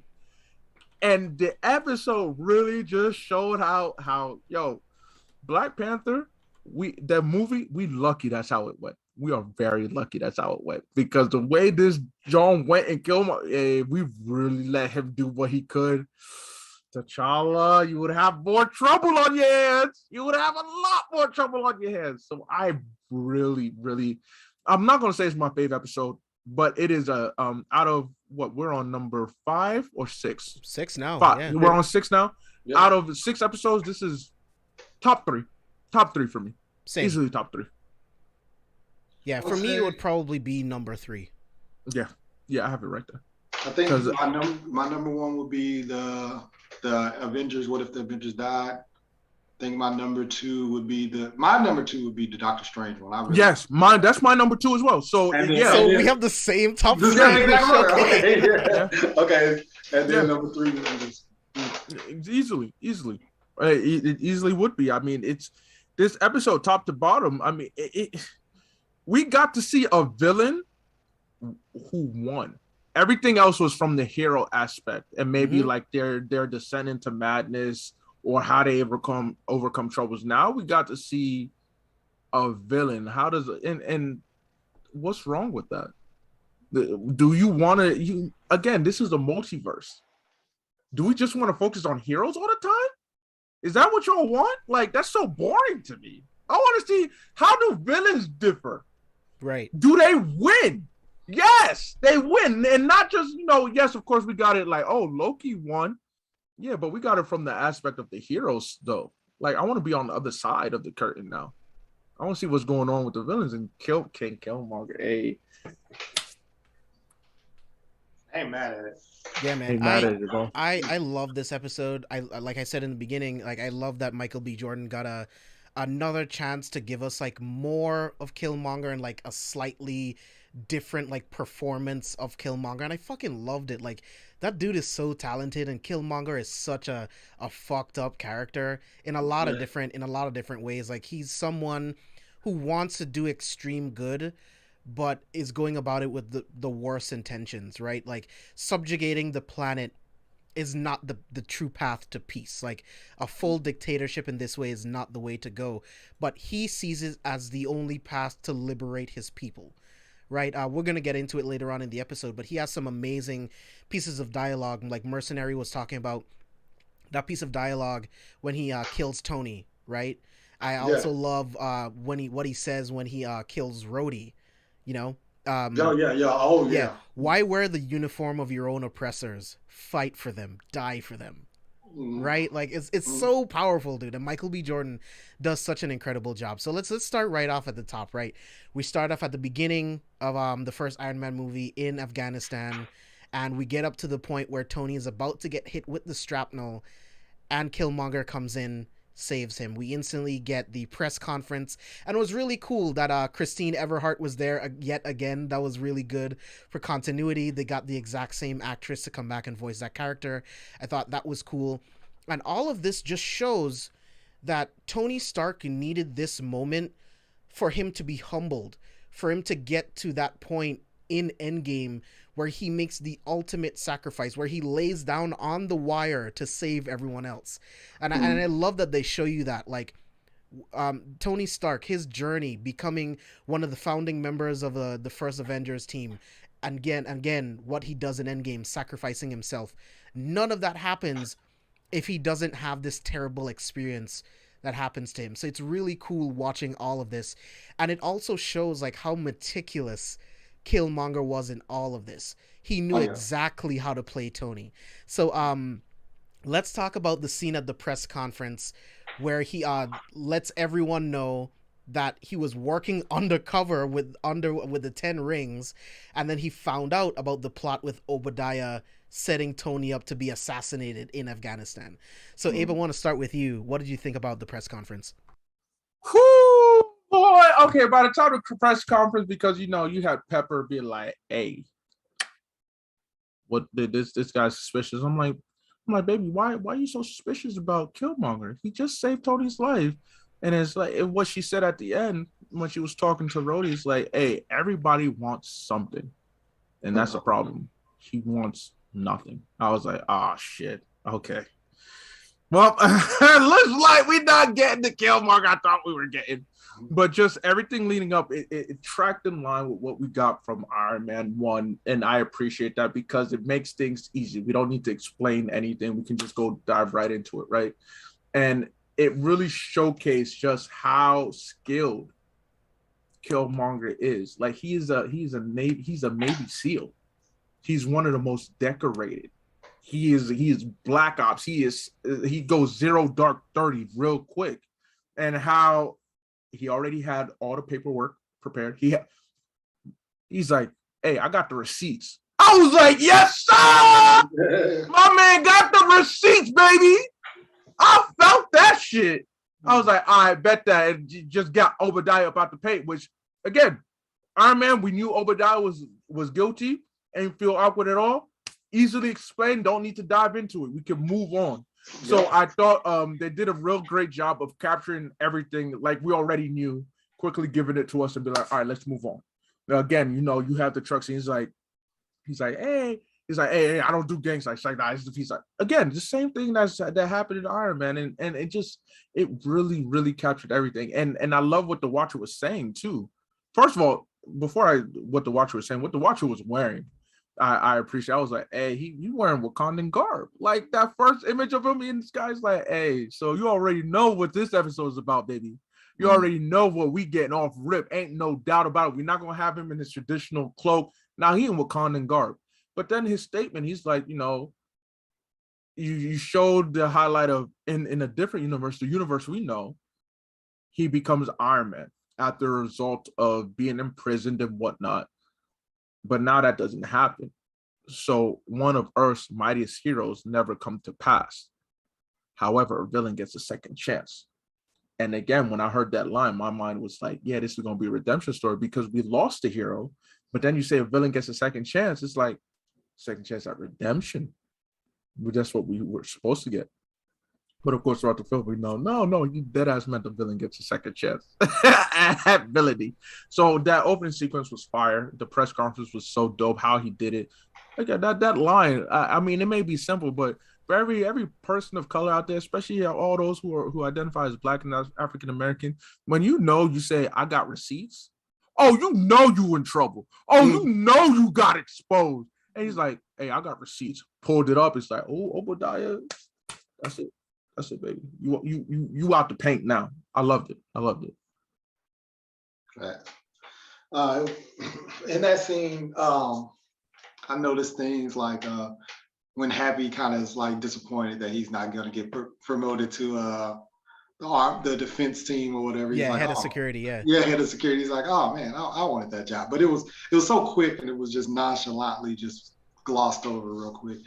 And then when when Killmonger points it out, like, yeah, I bet you are, you know what I'm saying? You don't know what I'm talking about because of the fact that you were there to kill Tony. You set this up. All this was set up by you. He pulls up the receipts like Abe said, and it was just like, got him out of the paint real quick. So, and you get the Ironmonger versus Killmonger, you know what I'm saying? Kind of thing. Yeah. Both next to each other thing. And it's like, I was thinking that we'd probably get a little more climax out of it, but I was like, all right, let's keep pushing. And they kept pushing. Happy punches them in the face. It's very satisfying. You know what I'm saying? Very satisfying. You get it over with, and you're like, I always hated that guy anyway, is what Happy says. And then if you remember the first Iron Man, he always rubbed you the wrong way before you actually realizes that, you know what I'm saying, he actually is the villain. So it makes sense. You know what I'm saying? So I think everything with that scene was pretty dope. It was done well. He got him out of the paint. He pretty much, and that's the thing, like how JB says, he's all like, Killmonger knows exactly how to get to Tony Stark, but I'm wondering, how does he know all this information? I'm wondering, how does he figure all this out? Because like the reporter says, you were in Afghanistan, but you were supposed to be, 30 clicks away. But somehow you ended up right there to rescue Tony Stark. So that's something that I'm kind of like, I wonder what he was actually doing. You know what I'm saying? But all in all, I enjoyed this scene. Yeah, I mean, you can't expect reporters to know all of the info of like Black Ops missions. So it's like, yeah, his group was technically supposed to be in one place, but he was also undercover with the 10 Rings, which is a huge organization connected with everyone. So I think it would have been pretty easy for him to like get the info that he needed on Tony. And Tony's he's a rich playboy. Like, he's not unique. Killmonger knows exactly how to talk to this guy, how to befriend him, because he's a spy too, right? Like, this is what he does. Martin Freeman's character talks about this in Black Panther movie. This is the guy you send in to destabilize governments. Yeah. Right? So he knows exactly how to play the game. So I thought that was really, really dope. And then we get to the party scene, and even Breezy brought this up in chat. This dude went from chief security officer to COO in like the same fucking day. In like a couple hours. In hours. Yeah, so I thought that was crazy. The fact that Tony would even consider it, but again, this is the rich playboy Tony who has all the money, all the clout, and doesn't understand the repercussions of his actions. So he's really, really impulsive, and he does crazy shit like this. And then Pepper, who has always been his rock, his ride or die, she knows that something isn't wrong. She knows that something isn't right.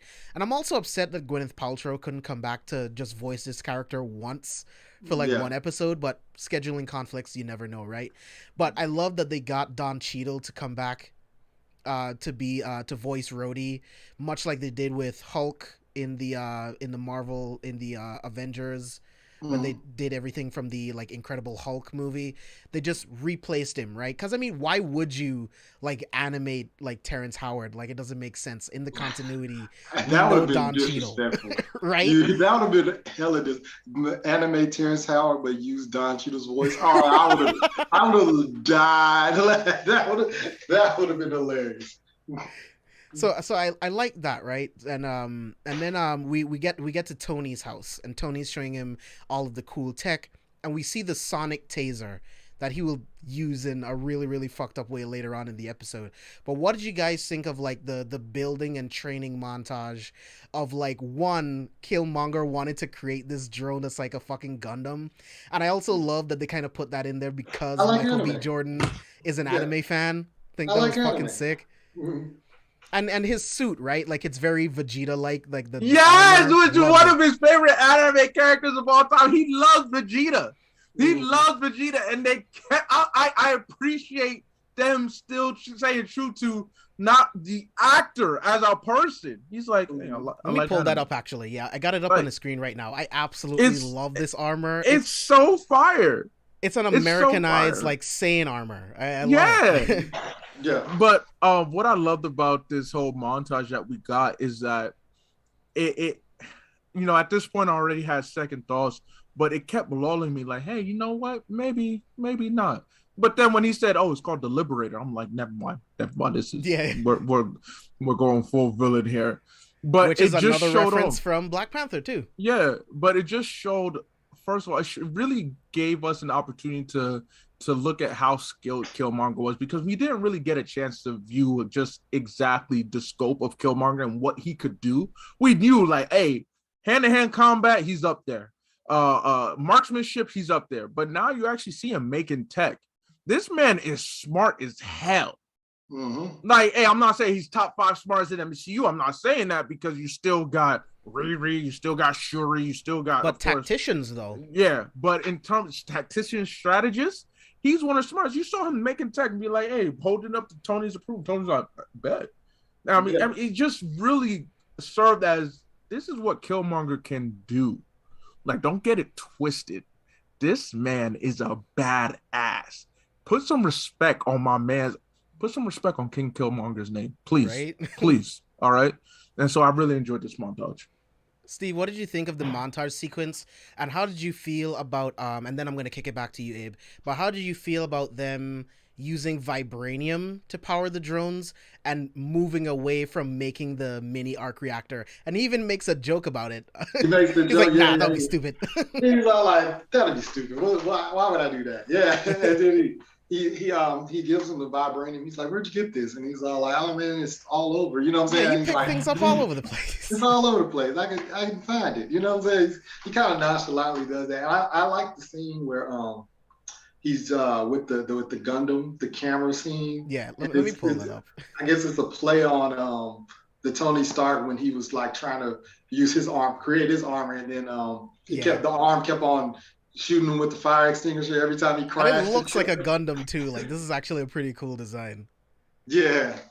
So like, I guess that was a play on it, because Michael B. Jordan is, doing this stuff with the Gundam, and then the Gundam head pops off. He's like, if it doesn't explode, it still counts. And then it pops, and he's like, oh, okay, now it's in trouble. But I enjoyed that, like that replacement scene, because definitely Tony Stark does in the first Iron Man. Every time he crashes, the freaking Jarvis sprays him with the fire extinguisher, and it's a little funny scene and stuff like that. So I enjoyed that. I enjoyed, like Abe said, we got to see him work with Tony Stark. He's actually working with tech, and he's just showing off his smarts. He's showing off how more in depth this character really is than what we just got in Black Panther. Because in Black Panther, it was more so just like, I am smart, but I'm more witty, asshole-ish. But you actually got to see him work with some tech, work with some mechanical things, and you got to see him go in depth with those things. So I definitely like that different side of him that we got to see. What else we're just in the garage right now, right? We're not going too far. Okay, yeah. So yeah, pretty much that's, yeah. I enjoy seeing that different side of Killmonger. Like, we didn't get to see, because in Black Panther, it was more so he shows up at the museum and he's like, yeah, you know what I'm saying? These are our artifacts and this, and that. It's more so of him being smart, but it's more smart alecky. Whereas Mhm. now we get to see him move with the tech, and we get to see the actual genius and things that he potentially has, stuff that we didn't get to see in Black Panther. So seeing that Yeah. different perspective was definitely dope. Yeah. Abe, Yeah. what did you think about them using vibranium as a power source instead of the arc reactor? It really helped us again the pacing because we only have 30 minutes. Now we have a reason to be like, let's head to Wakanda. Because if we kept with the arc reactor, then it's like, all right, how do we end up getting to Wakanda? We know we have to get there somehow, some way. And you making vibranium the catalyst, like, yo, we get our hand on vibranium. That's how we get introduced to where's my man's? Oh my gosh, where did I put him? I put him up here. Okay. Let me get this pop real quick. But that's how we get claw up in here. And I appreciate that. As you see, I am completely Mets out. Shout out to the Mets, my team. And it highlights just the specialty of vibranium. Like we know it was used to make Cap's shield. We know we saw his applications in Black Panther. And now they're reminding you, like, this shit could be a worthwhile replacement to these machines. We don't need the arc reactor. We have something that's low-key better. It makes you kind of think, like, what happened if Tony got hands on vibranium instead when he made the Iron Man suits? How badass would Iron Man have been then? Man, So that's what I was actually gonna bring up. Yeah. So I appreciate that we go that route, just showing the specialty of vibranium and getting us there. And one of my favorite scenes comes later, and when we get to that, you'll see me. You'll know when it's my favorite scene. You'll know. Yeah, one thing I really appreciate with these What If episodes is how they kind of like jump around to like different points within the MCU movies, but just like out of order. Like this next scene where Tony is talking to Killmonger and Pepper about going to Claw to get a large an order of like vibranium, right? Mm-hmm. And then we get to the salvage yard in Africa. And that's something that we didn't see until Age of Ultron. So I thought that was really, really cool, the way that they're jumping around to where these characters would end up just a little bit earlier, right? And I love that Andy Serkis got to come back to voice Claw. I think he's really awesome. The Killmonger pretty much gets Tony to use Rhodey, to use his political pull to get into Africa to get the vibranium. So I thought that was crazy. So what did you guys think about the salvage yard scene? Because this was absolutely nuts. This is where Killmonger uses the sonic taser to kill Rhodey and T'Challa. Fucking nuts. Steve, what did you think? I definitely thought it was dope. I didn't know Killmonger was even going to be there, more so because they didn't even show him in the scene. It kind of just seemed like it was going to be a Rhodey Claw moment. And yeah, he was just on comms. Yeah, and it was just like all of a sudden Black Panther, T'Challa comes in there and he's beating everybody up, and he's like, we're not going to allow this. We need to allow this vibranium to go back to Wakanda where it belongs. And that's when I felt like Killmonger was like, well, I guess got no choice. And he steps in and he has the supersonic thing. And the supersonic machine, that's the same thing that Ironmonger was using on fucking Tony in the first movie. Yeah, just a more advanced version of it. Yeah. So it was more advanced. But I was like, okay, this is pretty cool. And he's doing it, and then like, you know what I'm saying, you can see like it's fucking with Rhodey and T'Challa to a point where T'Challa has to rip his helmet off.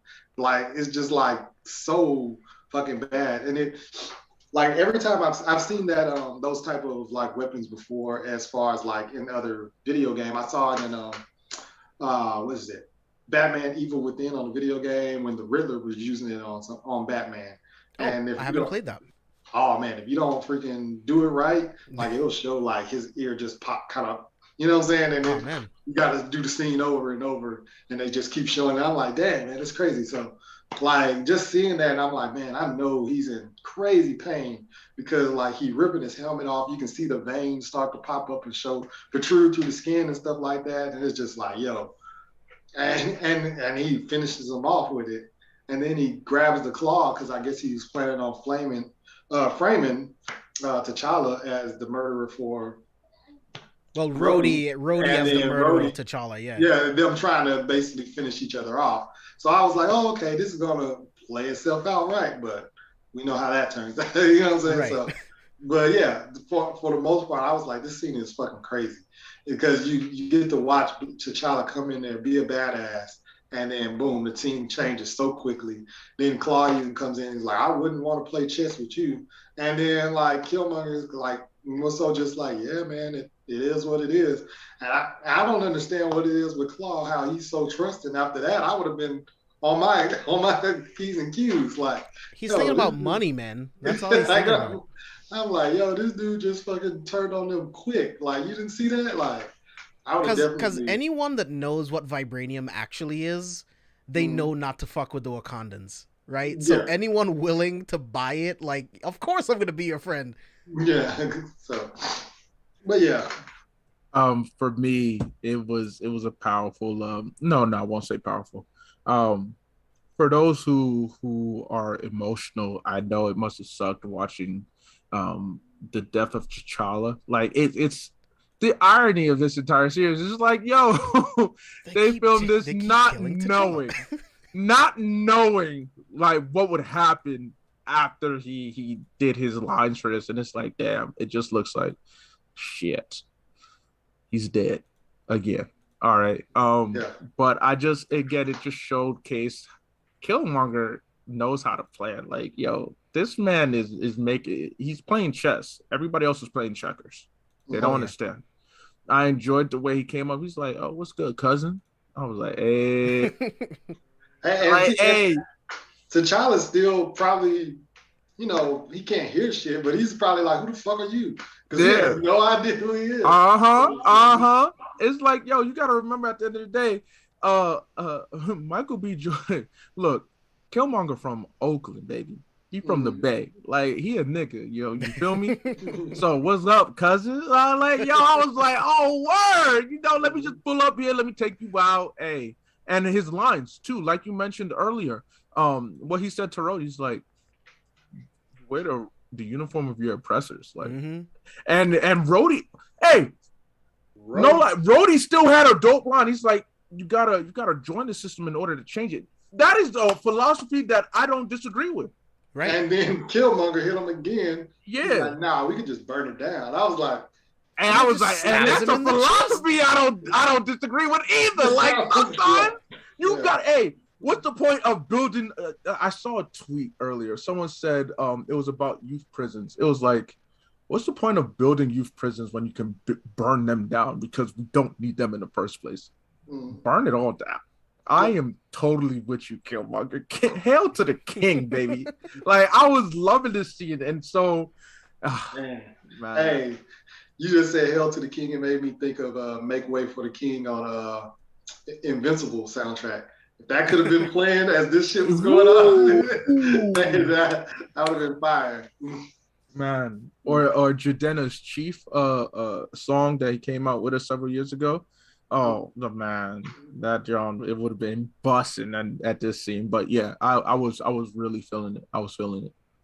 Yeah, man. And then we get back to Tony's place. Killmonger shows up. Tony's watching the news, and they're talking about an American is being held responsible for the death of T'Challa. And it's like, you're seeing it all play out. Like, Killmonger is slowly, like, putting everything together. He knows exactly what he needs to do. He knows exactly when to take a step and when not to take a step. And he's just crushing this shit.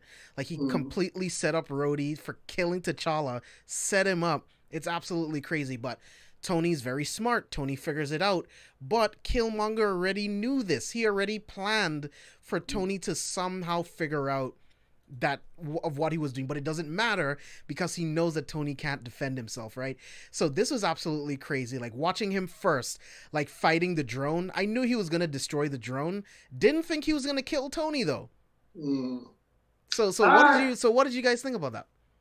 I knew he would destroy the drone, but as far as him killing Tony, what else could he do? Well, yeah, after he killed Rhodey, it was like, yeah, I mean, of course, he's capable of anything at this point. He killed T'Challa and killed Rhodey. Y'all thought Iron Man was... First of all, he's not even Iron Man. Y'all thought Tony Stark was safe? Yeah.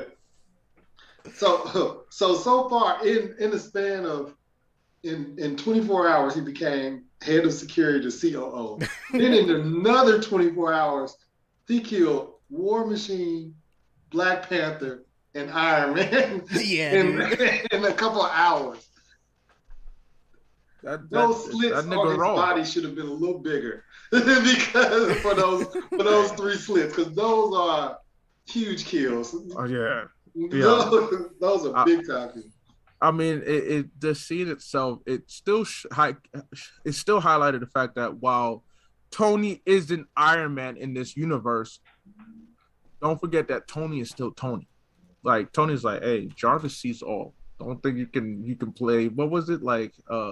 Some game with Jarvis because he sees everything. Hide and seek. Yeah, hide and seek with Jarvis. He sees everything, and Tony is an intelligent man. He was like, oh yeah, you thought you could play me, and it's like, no, I like you, Tony. I didn't want to add you to the list, but let's go. I mean, first of all, having him fight fight his creations, like Tony's like, yeah, he knows all your moves. Killmonger's like, yes, I got a freestyle, and you got the Dora Milaje right? Spear, and he did freestyle that shit. It's like, oh yeah, this thing never stood a chance. And to me, it was like, well, of course, Killmonger had no intentions of ever losing to a machine he helped create. Yeah, like in Iron Man, that's one of the things that was about Iron Man is that he had to go up. Mind you, Iron Man 3 had his own difficulties and whatnot, but also in Iron Man 2. And the whole theme of Iron Man in general, he had to go up against his own creations.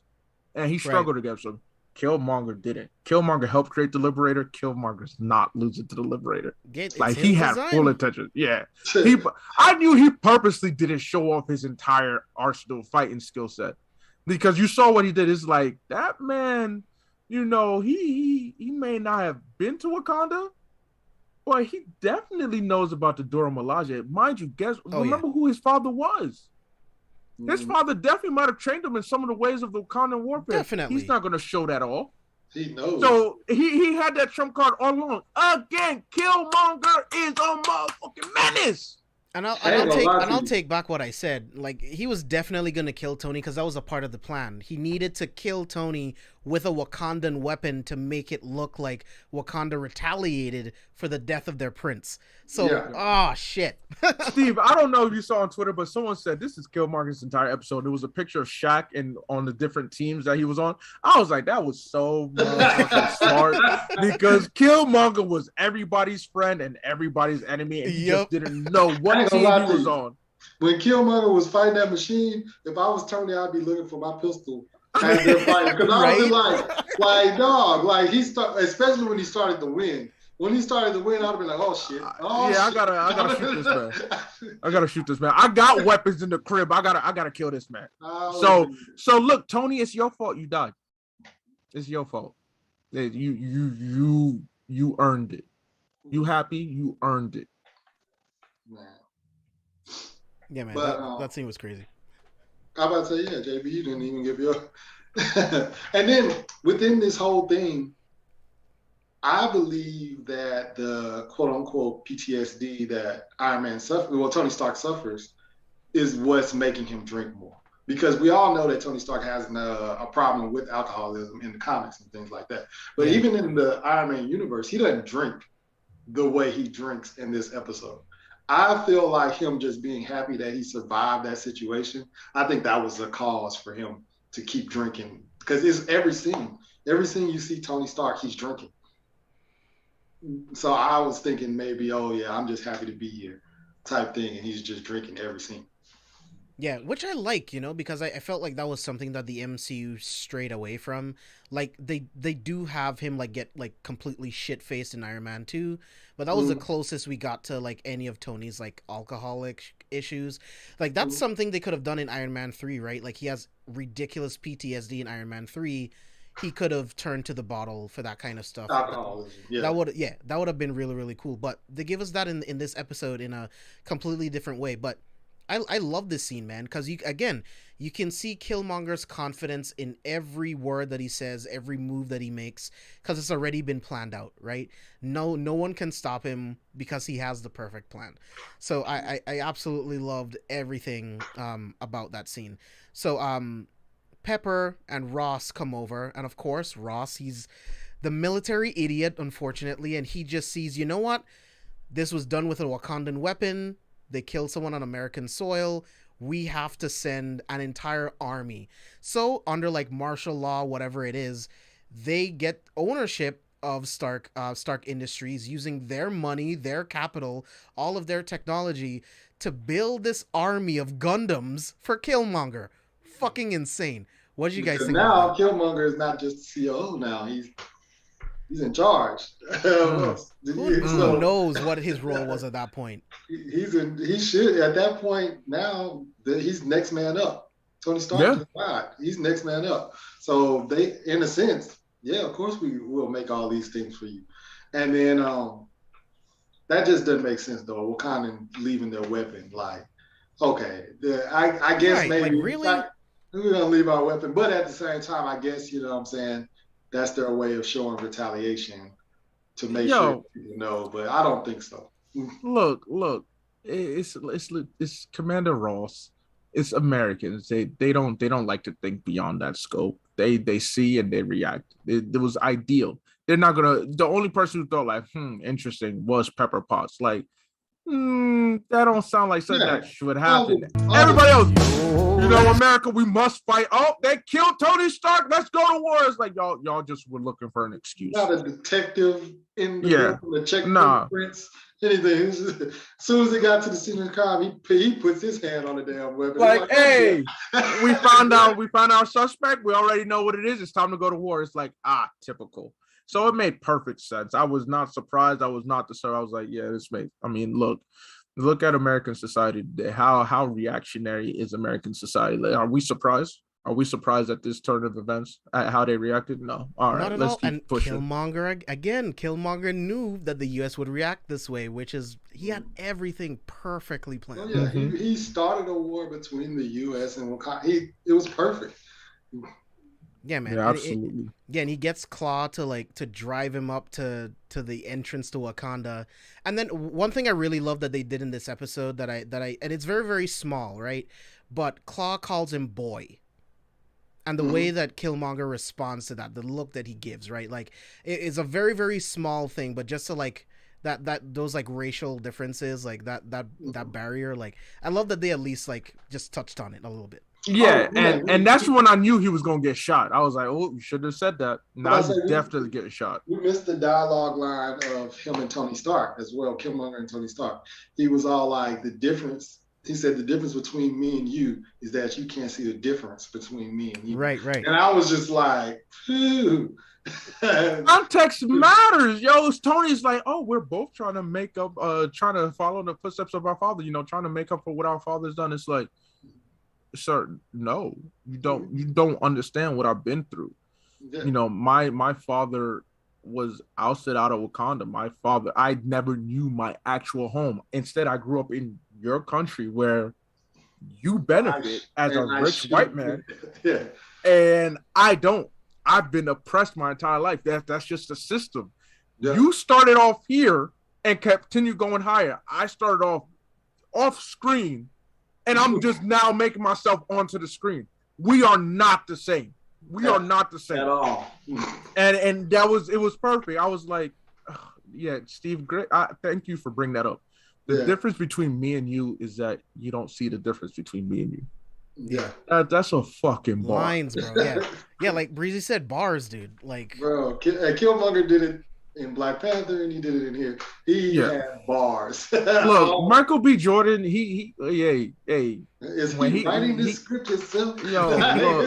It's his delivery, man. You feel his conviction when he says it. Yeah.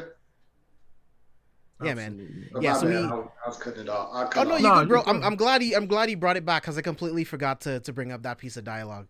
But yeah, so so Killmonger shoots Claw, and then much like in Black Panther, brings him to Wakanda. Now, one thing that's interesting is that the Dora Milaje was guarding the border instead of the border tribe. So, like, do you think that was the case because they were expecting retaliation from the U.S.? And I mean, they wanted to send like their best warriors on the front lines. What did you guys think? For me, yes and no. Yes, because it made sense, but also no, because we saw something different too.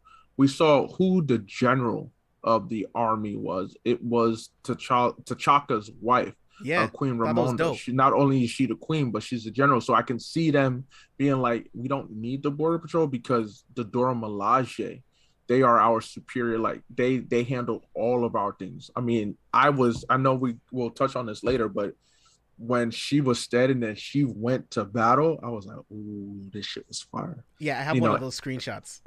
I was like, first of all, especially since today Angela Bassett's wax statue came out, and then first of all, Angela Bassett still, Yeah, she's still Angela bad Bassett, as fuck, bro. you are beautiful. She's still You are bad. beautiful. I love you. But yeah, this I is one of my appreciate you. favorite moments from the entire episode. Like just her Oh my like God. kicking ass like throughout all of those robots. Like I thought that was fucking dope, man. I'm about to say, anybody got dibs on Angela Bassett? If not, dibs. Anyways, but what you said, where you were saying the Dora Milaje is there.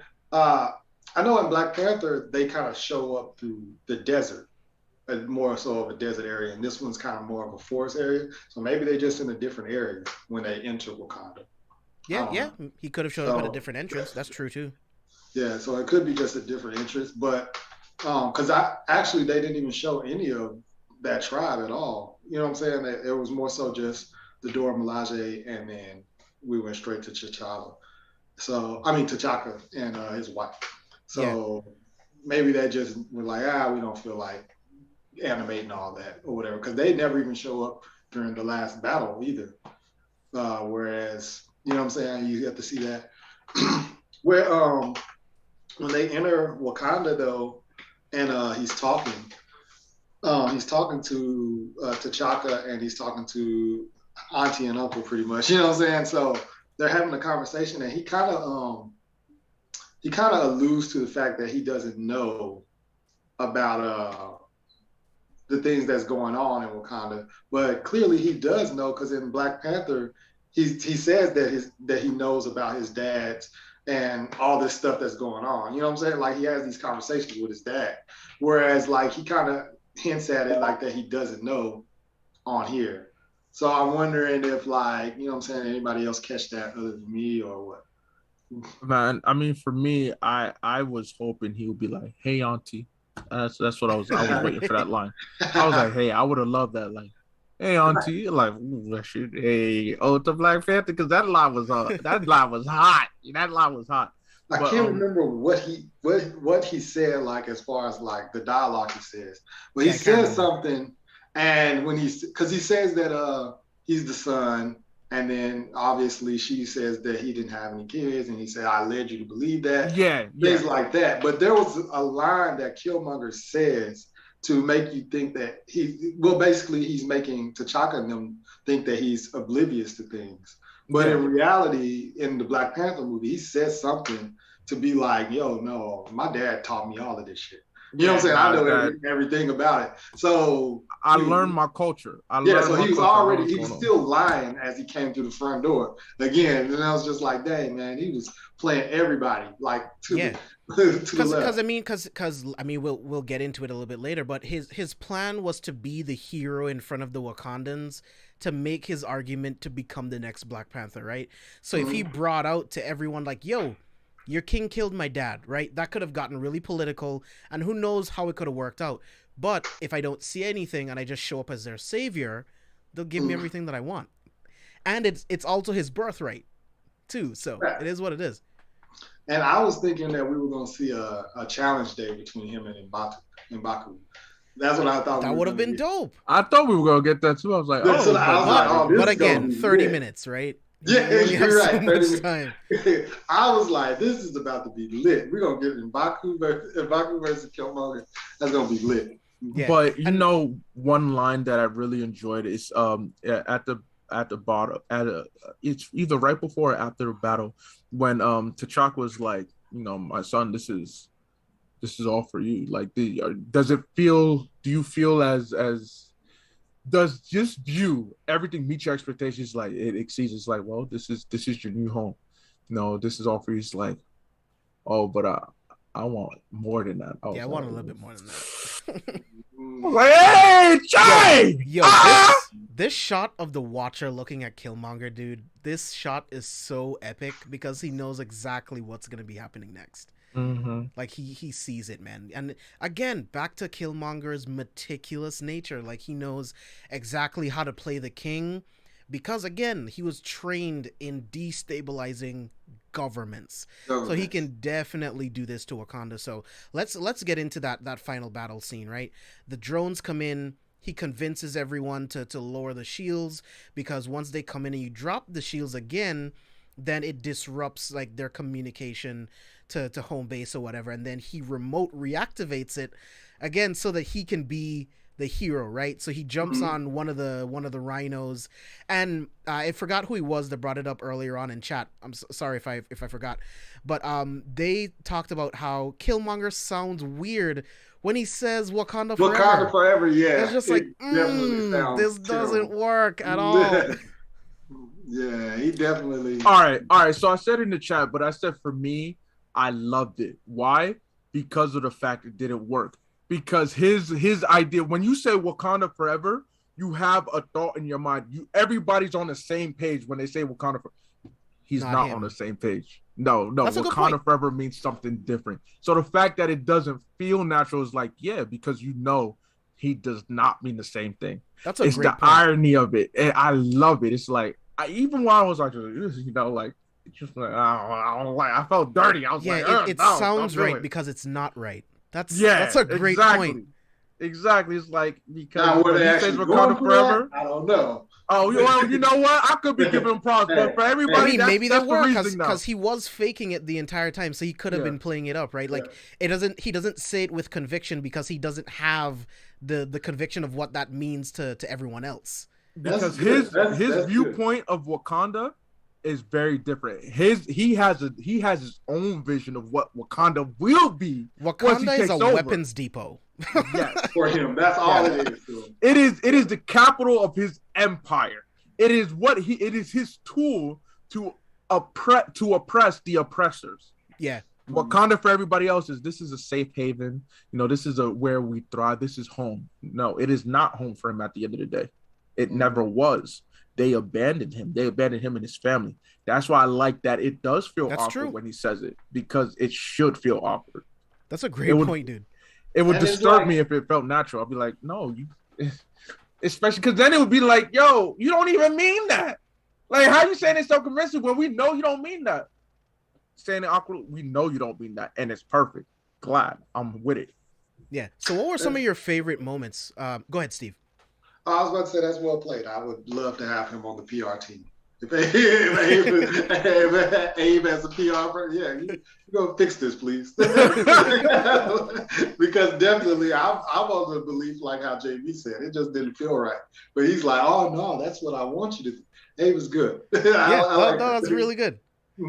Yeah, but what were some of your favorite moments from that fight? I loved every moment from that fight. I love watching Okoye kick ass. Love watching the general kick some ass in there. So that was Ramonda. Really yes, Angela Bassett. So my favorite moment was what didn't happen.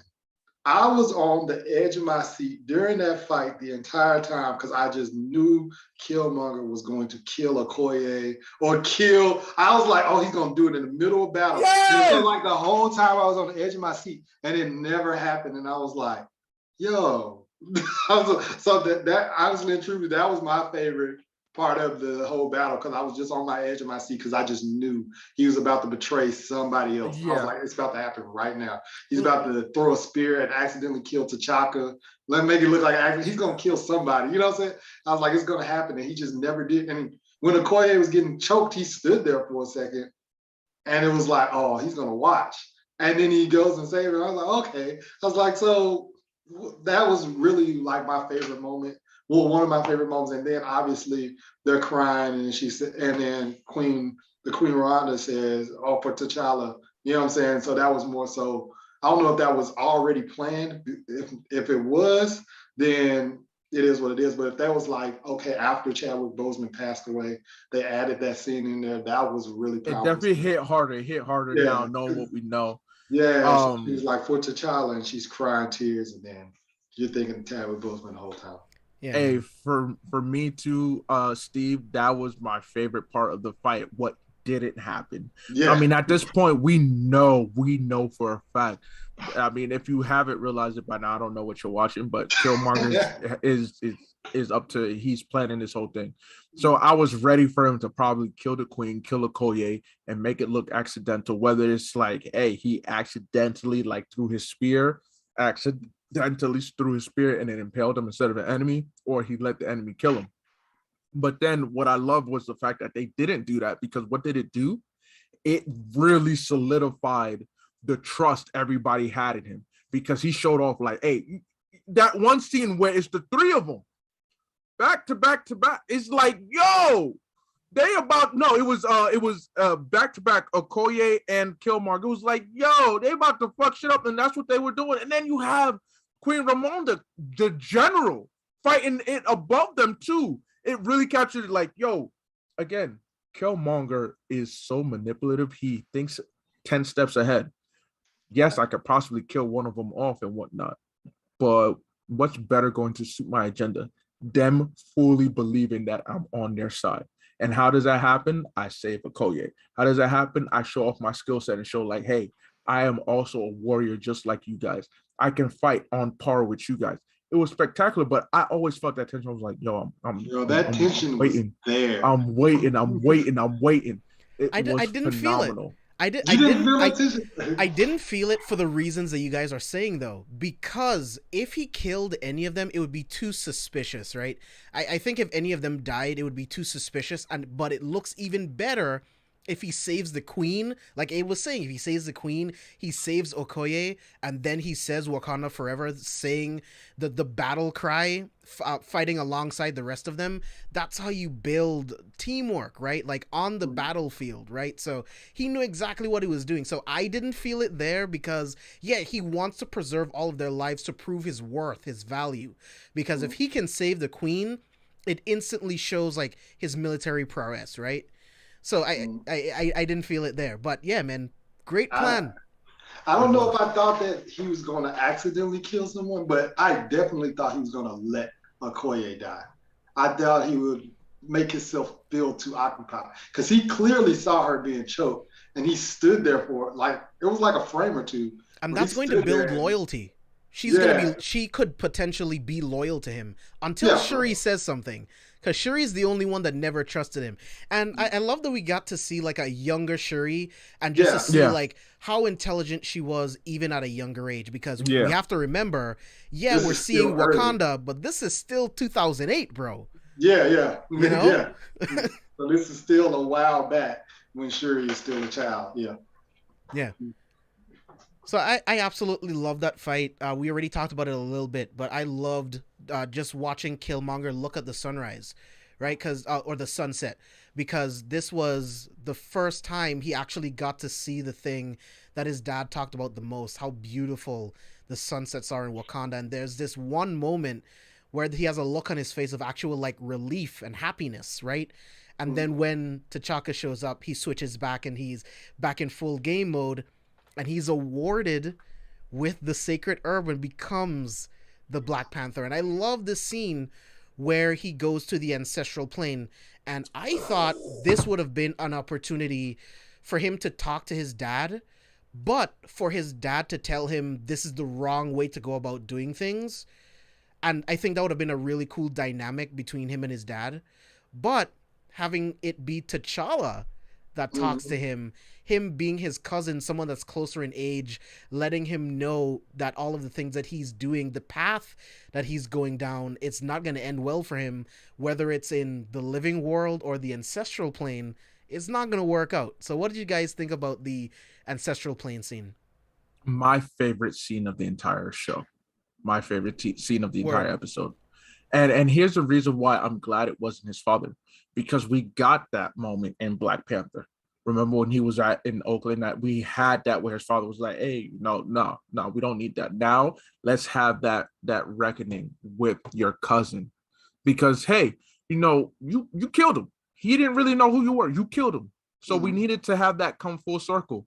And that threat, he's like, whether on the mortal plane or this one. Yeah, and he's saying on this one, basically saying on this one, like, hey, when you get here, You come see me. Not only that, but the powers that be, like Vash, the Panther God, don't think that he's just gonna let this shit slide. You gonna see us eventually.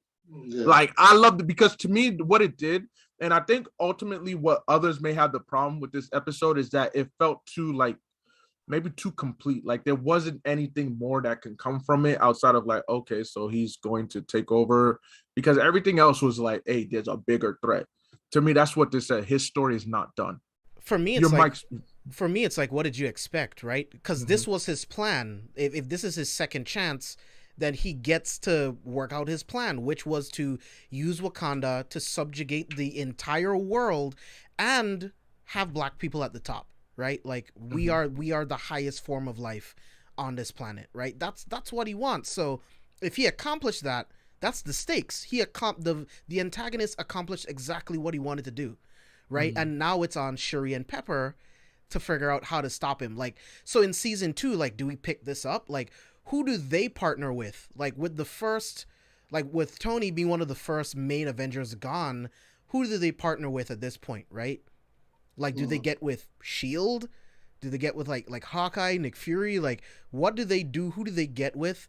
Because Killmonger now has access. He's now king of Wakanda, right? And he has access to everything, right? And how good does he look in this suit, right? Like, how good does he look in this shit? Well, he's the king of Wakanda, and he still has Stark Enterprises.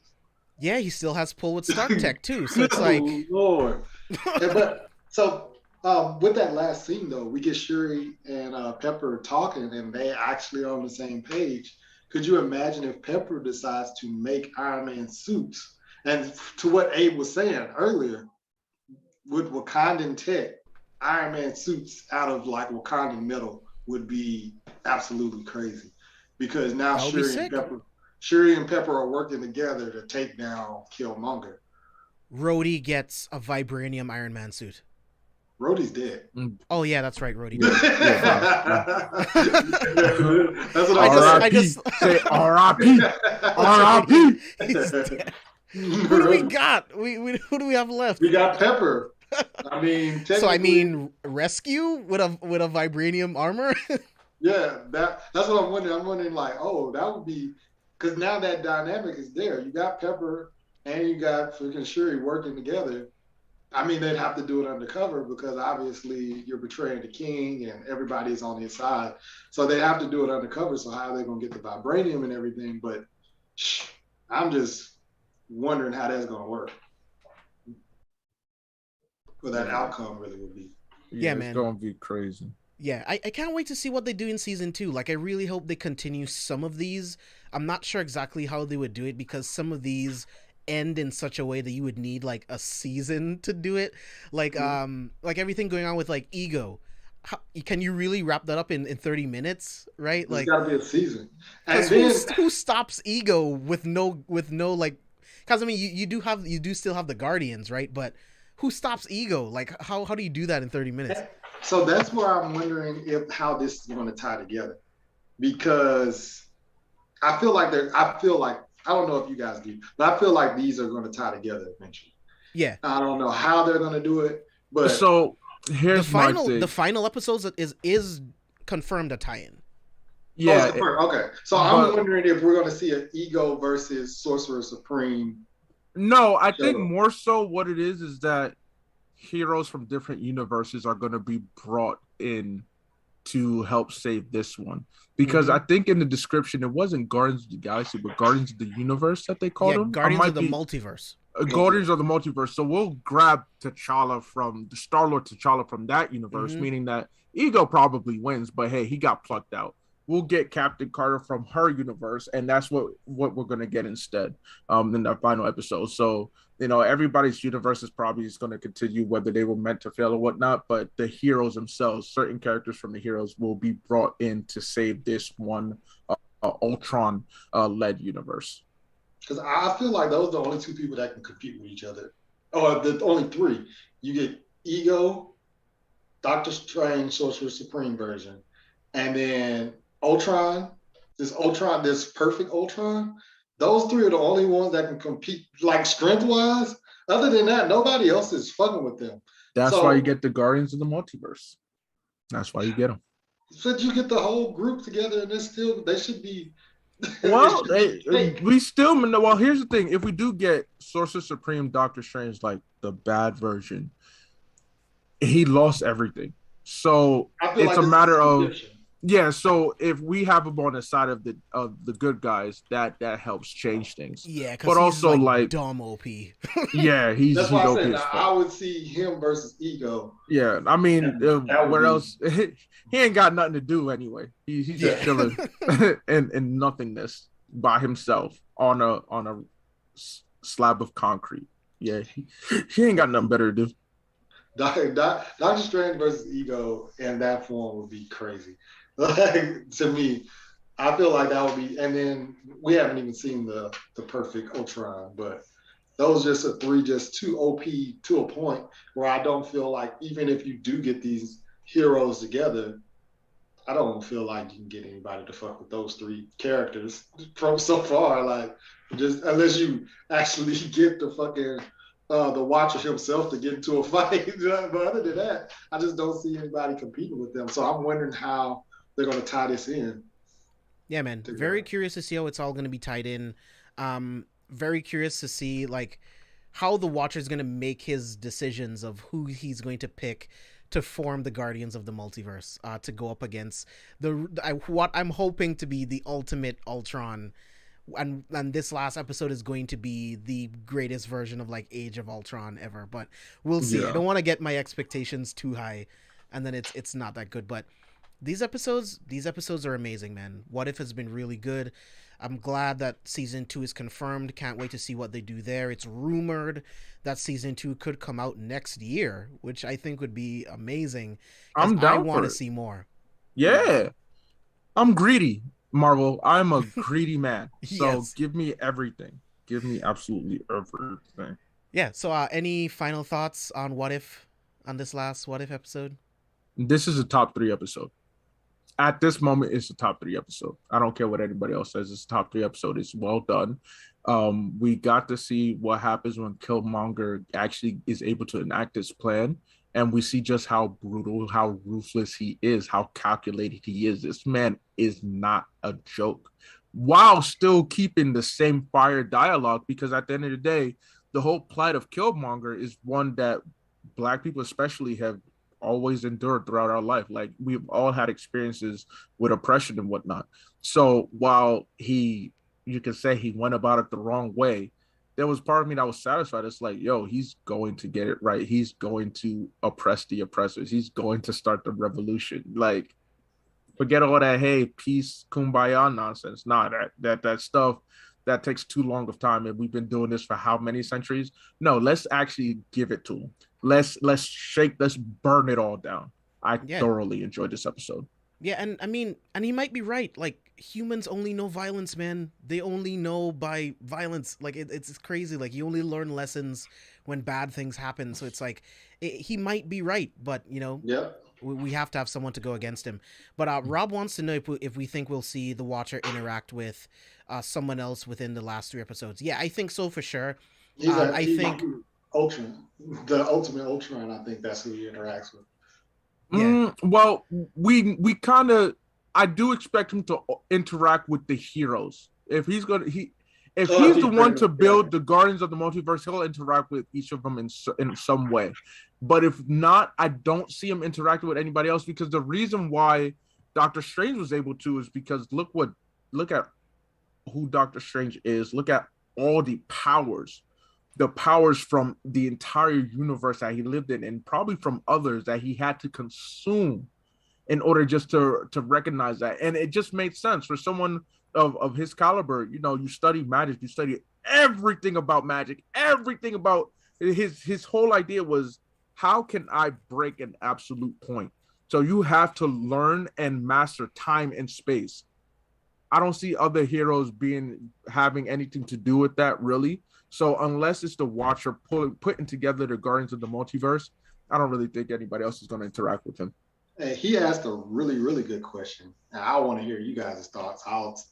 If you guys could come up with a What If episode, what would it be? Honestly, Ooh. the first thing that came into my mind, and I can come up with multiple ones, but the first thing that came into my mind was, what if Captain Marvel was still brainwashed by the Kree, but had her full powers? Ooh. Okay. Because For then me, it would be the Kree supremacy across the universe. it would be, what if Magneto got his way with the Brotherhood of Mutants? What if he actually succeeded? There was no Professor Xavier to oppose him. What would the world look like? We can kind of put together what the world looks like. We know we have in current comics they have their own island nation and whatnot. Mm-hmm. But at that point, that's you bringing in the X-Men. They're not bringing the X-Men, so non-X-Men related. I guess for me it would be shoot. Let me see. Yeah, I wanted to pick something that fits within, like, MCU. because all of these what if episodes are like based off of like MCU events that have already happened. I would go because I've read a little bit about it and I would like to see it. The Banner Hulk version apparently is a huge villain in the Marvel universe because he ends up being a smart version of the Hulk, and they turned him somehow. It turns into a villain. I haven't actually read the run, but I've heard about it, and I would love to see a what if. Man, it's easy to turn him into the villain because everybody was hating on him anyway, the Illuminati and all them jazz. So they brought it upon themselves. They deserve it. Yeah, Yeah, so they I deemed would him love too to see. dangerous. I would I, love to see a Banner Hulk villain. That would be I guess crazy. for me, it would be, what if Baron Zemo succeeded in wiping out The it Avengers. would look similar to the Hank Pym. What if the Avengers lost their mightiest heroes? But at this point, we already have the heroes established. But what if Zemo really got to enact his own plan of you know well, not wiping out the super soldiers, but creating his own new unique super soldier army to take out the Avengers? I would That have would have loved to been see wild, that. dude. Because Yeah. if that's the case, then T'Challa probably would have successfully killed Bucky. Tony and Cap probably would. One of them would have killed each other. I don't know, man. That would be wild as fuck, bro. Hey, I'm all for Baron Zemo supremacy. So at that point, Right? yeah, I want him to be the focal point of a what if.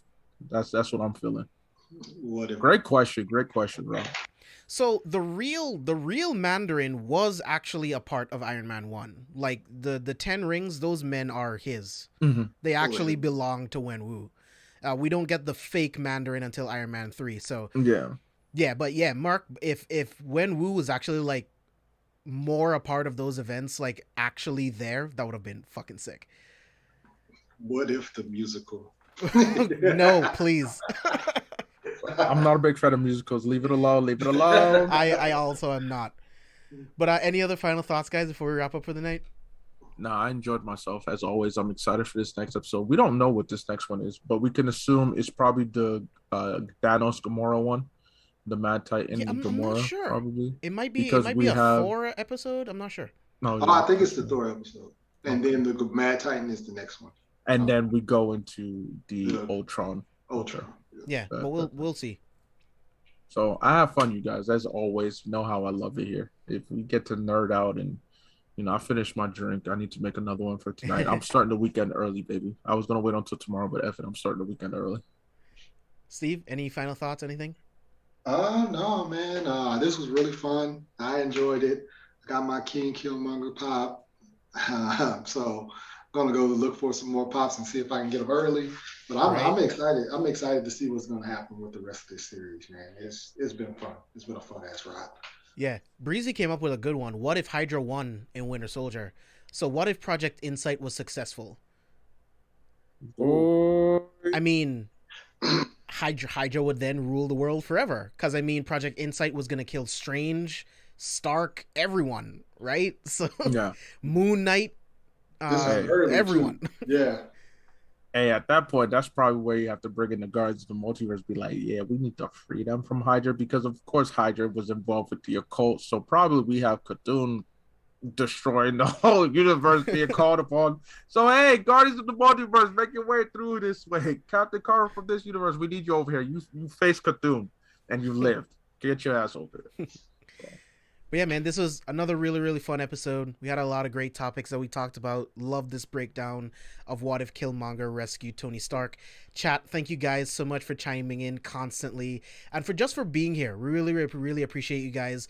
It's a Friday night. You could be anywhere, but you're here watching three nerds talk about a fucking Marvel TV show. So I really, really appreciate you guys. Abe, Steve, I appreciate you guys making the time to be here every Friday night to do the show. Not sure when Vash will be back on. Vash is very busy doing production, doing the Lord's work. So I can't wait to have him back. But I've been having a blast talking about these episodes with you guys. Can't wait to see what these last 3 episodes of What If will be. So it's going to be a lot of fun. Steve, can the people find you online? Follow me at ScoopSteve1428. Follow the ItMob page. That Linktree can get you to everything that we're doing and everything like that. Next week is the 1-year anniversary, so we did an episode on that. Congrats, man! Thanks, man. Thanks. It's been a struggle, to say the least. But we've been working. We've been building. But yeah, man. Like, just follow ItMob. Follow me here. Skillful for Spoilers. I did an article for you guys. The zombie article, which is really cool. Marvel Zombies. Go read that, Joe. Man, that was a good ass read. But yeah, that was it, man. You know what it is. It's your boy Laburu Anikulapo, Jin of Apocalypse, son of Darkseid himself. You can follow me on Twitter at Prince_ALawal. That is Prince_ALAWAL. Same thing on Twitch. Osa and Abe, we're back up and running. Already we recorded an episode today, already have it edited, scheduled out for Sunday.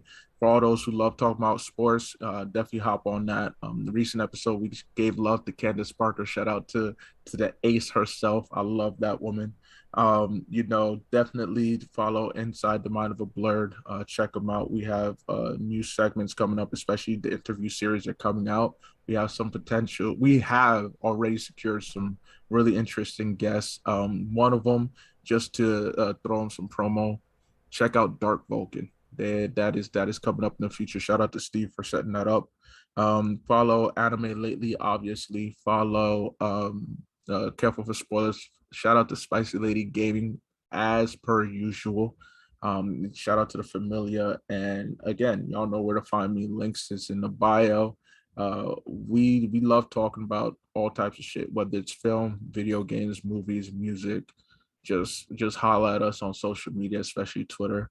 We appreciate y'all. Surely. Thank you. Yeah, you guys can follow me all over social media at JB Exclusive and at C4 Spoilers. Head over to carefulforspoilers.com. Like Steve already said, he wrote an amazing article just breaking down the Marvel Zombies run. So on the website, if you go over to carefulforspoilers.com right now, you can find it. What to read if you liked What If Zombies. We also have what to read before Marvel's Hawkeye series. Definitely check that out. Chris did a really good job putting that together. Breezy also put up an article today talking about 2022 games that are coming out. So yeah, make sure you guys stay tuned. We got a lot of lit content coming for you guys. October is going to be fucking stacked. Abe and I have so much crazy shit. Yeah. We still need to find time to review Malignant. I need to talk to Abe about our schedules, but we have a lot of stuff coming up for you guys. Make sure you hit up the merch store for Inside the Mind of the Blerd. The link tree is going to be at the bottom. Like Abe said, follow Osa and Abe. Follow Abe on Twitch. Follow these guys on social media. We got a lot of great content creators here in the space, so make sure you support them all. Again, all of that stuff is in the description below, and the council will see you guys on the next one.